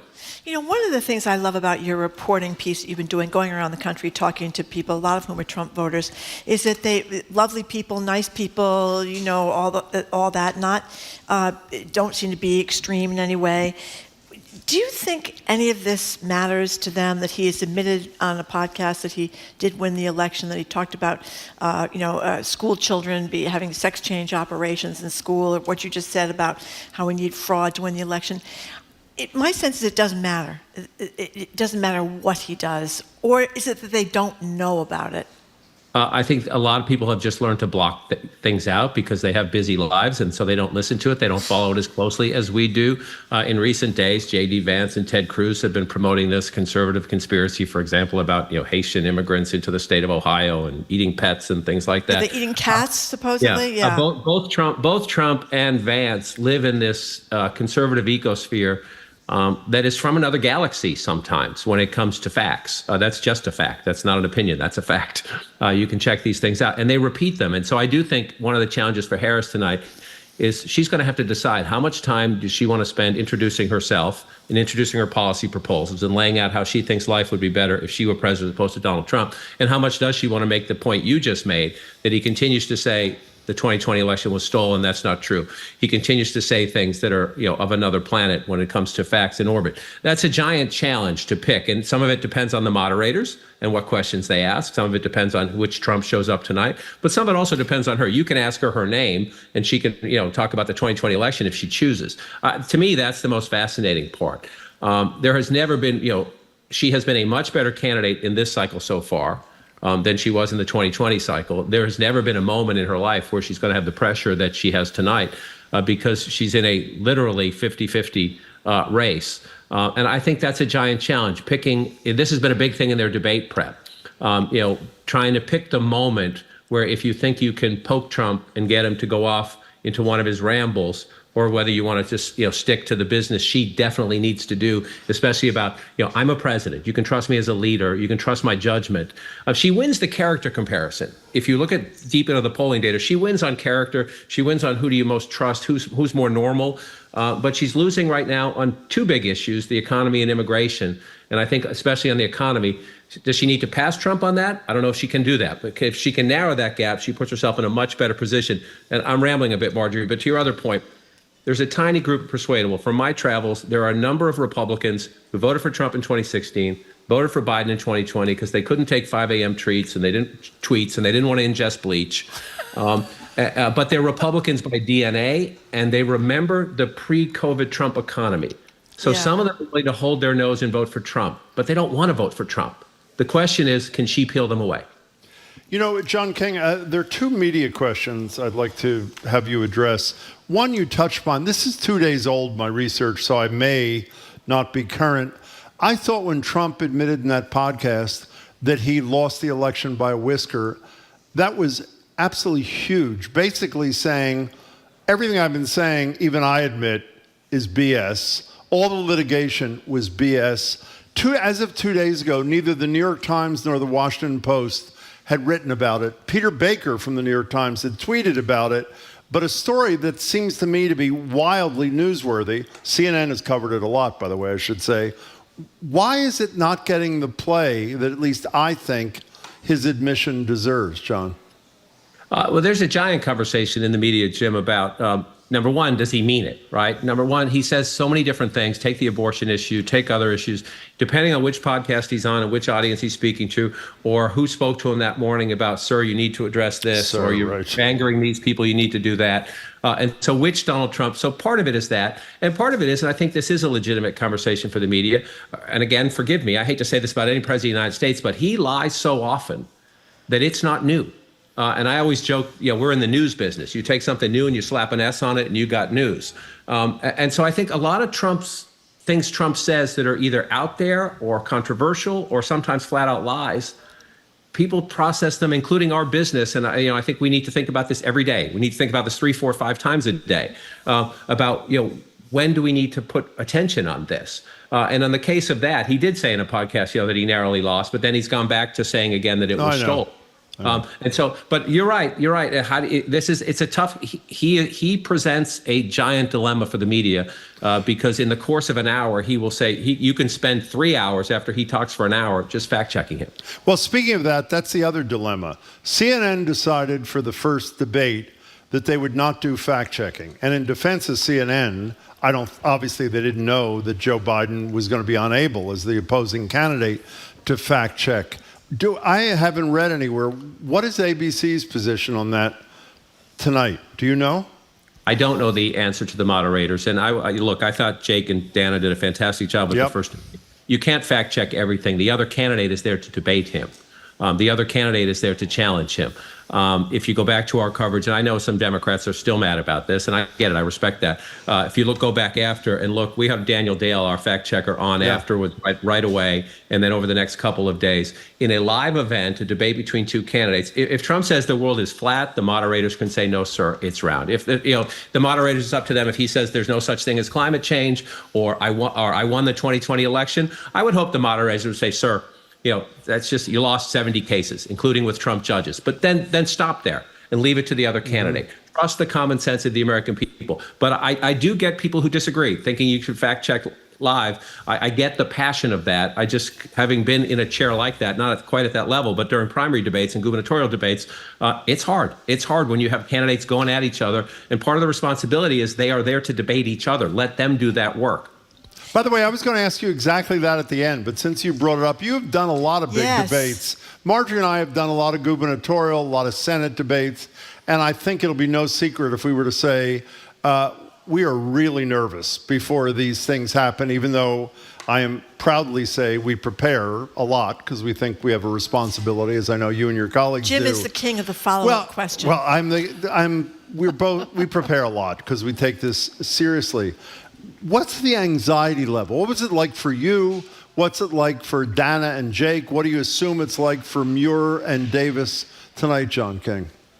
Look, you have an enormous responsibility. In the case of the ABC moderators tonight, again, you have a presidential election as close as it can possibly be inside 2 months to Election Day. So there's enormous pressure. Which I think is you have to go in with a game plan. You have to go in with the questions. I was moderating a Florida gubernatorial debate once where the staff broke the rules and brought the Democratic candidate a BlackBerry, between to show her notes and everything. And I had to call that out. It's like, what am I going to do here? Is it my job to police the debate? So you have to make some decisions on the fly. I thought Dana and Jake did a fantastic job. I think that the ABC moderators tonight will try to model it on that approach. Keep it straight, keep it on the issues. The American people deserve a conversation about the economy, about immigration. I hope they get to the climate. I hope they get to the worldview of these two candidates. And then a little bit about what makes them tick. But yeah, sure, you feel the pressure. You just have to take a deep breath. And that's where I get back to the point that this is their debate. If we're talking about the moderators when I'm with you guys next Tuesday, then something went wrong. We should be talking about Trump and Harris and how they answered questions on the important issues. The only reason I brought that up is because we all fall prey, probably not you, to criticizing moderators as if we don't understand how this is one of the most tension-packed kind of moments for a news person as could possibly happen. And I think people should be aware of that tonight. There's a lot of stress on a really important 90 minutes. We're talking to John King from CNN. You know, John, Jim mentioned before that I think something like 70% of people are going to be tuning in tonight. That's pretty big, isn't it? I hope everybody tunes in. I mean, we'll see what the actual ratings are after, and the world is very complicated now where it's on ABC, but it's also on CNN, and it's on other networks. You know, they're sharing the feed as CNN did for our debate, plus people are streaming and watching it on their phones and watching it on their tablets. I would hope that, you know, even Americans who think there's no way I would change my mind, I would hope you would watch to learn something about your future president, or if the other person, the other candidate wins, to learn it, to be informed. If my dad used to say, you know, forgive my language, but, you know, you can't bitch if you don't vote. And, you know, so pay attention. I hope the ratings are off the charts. I mean, the stakes are consequential. You have two candidates with completely different domestic and world views when it comes to policy, completely different in how they conduct themselves and where they come from and what their experience is. So, you know, why can't you take 2 hours? I mean, just, you know, why can't you take a couple hours of your time to do this as a citizen? So I hope the ratings blow our mind. I think they'll be high anyway, and I hope they surprise me and they're off the charts. You know, while we're focusing today almost exclusively on the debate, because it is today, someone wrote the other day that one of the October surprises, if there is one, could happen in September. I think it's September 26th when the special counsel, Jack Smith, has to file his brief laying out why he thinks the revised indictments of Donald Trump around January 6th don't violate the immunity decision, the broad immunity decision reached by the Supreme Court. Another thing that I haven't thought about at all till today, and I'm sure you have, is the government shutdown is yet again 3 weeks away. And it seems to me in a dead heat race, if there were to be a shutdown, who people blame for that could have a huge impact on that tiny little margin that could elect a president. Where is that? Nowhere, as it always is, 3 weeks to go? The government shutdown is, Speaker Johnson has a plan that many in his own party have rejected. So we'll see where it goes from there. To your point about Jack Smith, I would link them together in the sense that, again, if you look at the data, a lot of people have made up their mind, but because of the late switch of candidates, you still have 10, some states 12, some states 15% of the people who say they're open to changing their mind, even though they have a candidate today, they're open to changing their mind. But that number is exponentially bigger among people who self-identify as independents and moderates. So those are your suburban swing voters. Those are people in the middle. Those may be, you know, Reagan, Bush Republicans or Romney voters who might hold their nose and vote for Trump on the economy, but are open to changing their mind if Harris can prove to them, you know, I can trust this for 4 years. I don't want a Democratic president, you know, but I can do this for 4 years because I don't want Donald Trump. Those are the voters Harris has to speak to tonight, and I think those are the voters who could be swayed if Jack Smith actually lays out evidence. The trial's not going to happen before the election. Correct. But what did he say in that brief? Does he add new information or details that sway somebody? Or do the House Republicans do things to advance a political agenda that, again, you know, Biden won in 2020 because people were watching President Trump during a pandemic when they had to keep it together under the most stressful of times. And they said, this guy is like not on my wavelength. I gotta do normal stuff, and he's over here somewhere. House Republicans can run that same risk if they put their political priorities ahead of their basic job is to keep the government up and running and then debate things and pass them. Why do we have to have these debates about, you know, the big things around stopgap spending measure? So we'll see how that one plays out. You know, go ahead, Marjorie. I'm sorry. just going to say, too, I also, reproductive rights are a big deal. Obviously, across the country, we've learned that since Dobbs, well, before that, too, but more so since Dobbs, that many Americans do not want an outright ban on abortion. Republicans have been very effective fighting against some of these ballot initiatives or votes on this kind of thing. And the Missouri Supreme Court, I think, is just hearing arguments today on whether they're going to even have the abortion rights going to be voted on. They're trying to get it off the ballot. And they're also around the country, some Republicans anyway, are trying to make it harder for people to vote. Are the Democrats keeping up with this, or once again, are the Democrats getting smoked by the GOP? No, I think the Democrats do have a significant emphasis on legal fights to deal with ballot access initiatives. My math might be wrong, but I believe there are 10 states as of now, and most of the ballot deadlines have passed, that will have abortion referendums on the ballot. Missouri, one of them, so we'll see what the Supreme Court says there. The one thing I would say about that is, you know, if you have, look what happened in places like Kansas after the Roe decision, after the Dobbs decision replacing Roe, is that you had in red states people getting mad at judges telling them what to do. Right. And so if you have, if for some reason there's a huge obvious violation, they didn't do it right. Okay, well the law is the law and the rules are the rules. But if you have judges stopping votes on something that's important to people, I think even then you'll see the revolt that we have seen. So the abortion issue has proven in every election since the Dobbs decision to help the Democrats, to help abortion rights forces, which tend to be the Democrats. It's on the ballot in places like Arizona, for example. This again gets me back to tonight, where it is a big issue for a lot of people, but it's the third most important issue when you ask Arizonans, and there's a huge gap between the economy and then it's protecting democracy. And voters are split on that because a lot of Trump voters have a different view of protecting democracy. But abortion is a very distant third. I think one of the challenges for Harris tonight, you're not going to make it the number one issue to most voters because the economy normally is, but can you bring it up a little bit? Or can you get people, convince them in the multi-processing? I know this is important. Please make this close to as important. I think that's one of her challenges tonight because that is one of the issues. I mentioned, Trump has a big edge on the economy, a big edge on immigration. She has a huge edge there. And it works to her benefit with the kind of voters that we're talking about who are going to decide the election. And so can she elevate it? I think that's part of tonight's challenge. John, one last thing from me. You mentioned Mitt Romney a minute ago, and obviously since we saw you last, a pretty prominent Republican or two of them related, father and daughter, endorsed Kamala Harris. Obviously, that would be Liz Cheney and her father, the former vice president. Here's a clip from the Harris campaign ad that features ex-Trump officials who criticized their former boss. This includes the vice president, Pence, former Secretary of Defense Mark Esper, National Security Advisor John Bolton, and the voice you'll hear before the narrator is the chair of the Joint Chiefs of Staff, General Mark Milley. Here it is. We don't take an oath to a king or a queen or to a tyrant or a dictator. And we don't take an oath to a wannabe dictator. Take it from the people who knew him best. Donald Trump is a danger to our troops and our democracy. We can't let him lead our country again. For those who don't follow politics closely, Liz Cheney and her father are not exactly moderate Republicans. And one would think in even semi-normal times that in a dead heat race, they're pretty incredible decision to endorse a Democrat. I think Liz Cheney said she's never voted for a Democrat in her whole life. I'm guessing same may be true for her father. Does that have any impact on your judgment, even on the margins in this kind of race, John King? I think you make the key point on the margins. One of the things Trump does, and again, it can be infuriating to his critics, but it works, is that why does he constantly attack the courts? Why does he constantly attack rhinos? Why does he constantly attack any of his critics? Because he wants to disqualify them to his voters.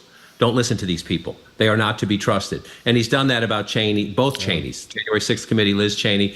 He says endless wars when it comes to Dick Cheney, the former vice president. So if you're a hardcore Trump voter, he has told you they're the past. They're my enemies. But again, to the margins, as you mentioned, if you are a Reagan Republican, I have a suburban group in Philadelphia, I have a group in Vegas I'm going to visit after the debate. A number of those voters describe themselves as Reagan Republicans, and they feel homeless. They don't like Donald Trump, but they don't like the Biden economy either. They don't like some of the Democratic policies. So that's where I think it potentially, again, Arizona was decided by 10,000 votes, Georgia by 11,000 votes, Wisconsin, 20 or 40,000 votes, depending on which election we're talking about. So in an election like that, it can help on the margins. If it moves 10 or 15 or 20 people, that's your path. So we'll see how it plays out. But the Harris campaign is going to have some of those former Trump administration officials and Republican congressional members in the spin room and at the debate tonight trying to highlight that issue. So since you don't have to ask the questions yourself, John King, do you have a popcorn and beer plan or for watching the debate tonight? Are you going to a debate party? Are you going to be alone in your hotel room having a nervous breakdown? What are you doing?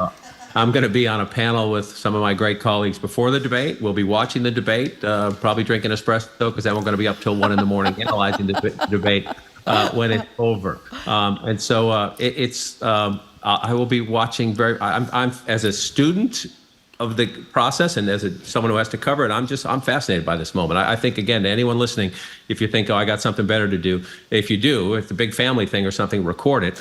But if you can, why wouldn't you watch this? Okay, so I'm going to see you on the panel tonight. That makes me very happy. You will see me on the panel Great. tonight. I'll be throwing things at Axelrod. I promise. I love him. I love him, too. He's one of my John, favorite commentators. We appreciate your time on what we know is a really busy day. As always, John King, thanks so much. Thank you, John. Thank Hope you get some sleep tonight. Yeah. We've been talking to John King, who is the chief national correspondent for CNN. He's going to be in the panel tonight doing an analysis before and after the great debate. He's involved in 2 great reporting projects this election cycle, all over the map and the battleground. That's what I talked about before. We interviewed people. That's great. Regular, normal-looking people who got some very Regular, crazy ideas. normal-looking people. If you ask me. Anyway, what do you do? Do you have how are you doing this? I might have a cocktail or 2 while I watch to calm down, but it's not going to be. I'm not going to any parties or anything. You going to any parties? No, I can't. I don't like being interrupted during these things either. And but the anxiety level is quite. The anxiety intense. level is huge. That's right. Okay, thank you for listening to another edition of Boston Public Radio. Thank you for people that came down to the Boston. Thank you all. We Public appreciate Library. it. Keep Thanks up so with much. us 24/7 by way of our podcast.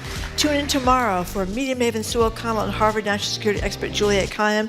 They're going to analyze the debate. We're also going to have our food policy analyst Corby Cummer. President of the Northeast Clean Energy Council Joe Curtatone joins us with Bill DeCroce. He's executive chairman of Vicinity Energy to talk about their work to heat and cool buildings with electric boilers powered by water from the Charles It's a pretty great story. River. Yeah. We want to thank our crew, Zoe Matthews, Aidan Conley, Nicole Garcia, Hannah Loss, our engineer, John LeClaw Parker, our executive producer, Jane Bologna. Special thanks to BPL staff, Maddie Geyer, Bill Francis, Juan Jose Cadena, and Sandra Lopez Burke. Plus, we want to thank our host at the Newsfeed Cafe and across the street at the Lenox Hotel. Jared's Culture Show is on right after us at Jared Bowen, of course.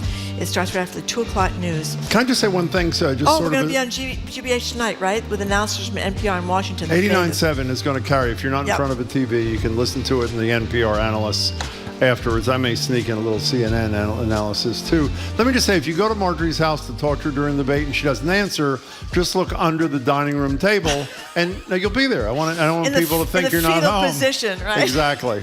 Oh my God, it's 7 hours away. Don't miss it. I'm with John King. It's your obligation as a citizen to do it. We'll see you tomorrow. We'll talk about it in depth. I'm Jim Browdy. I'm Marjorie.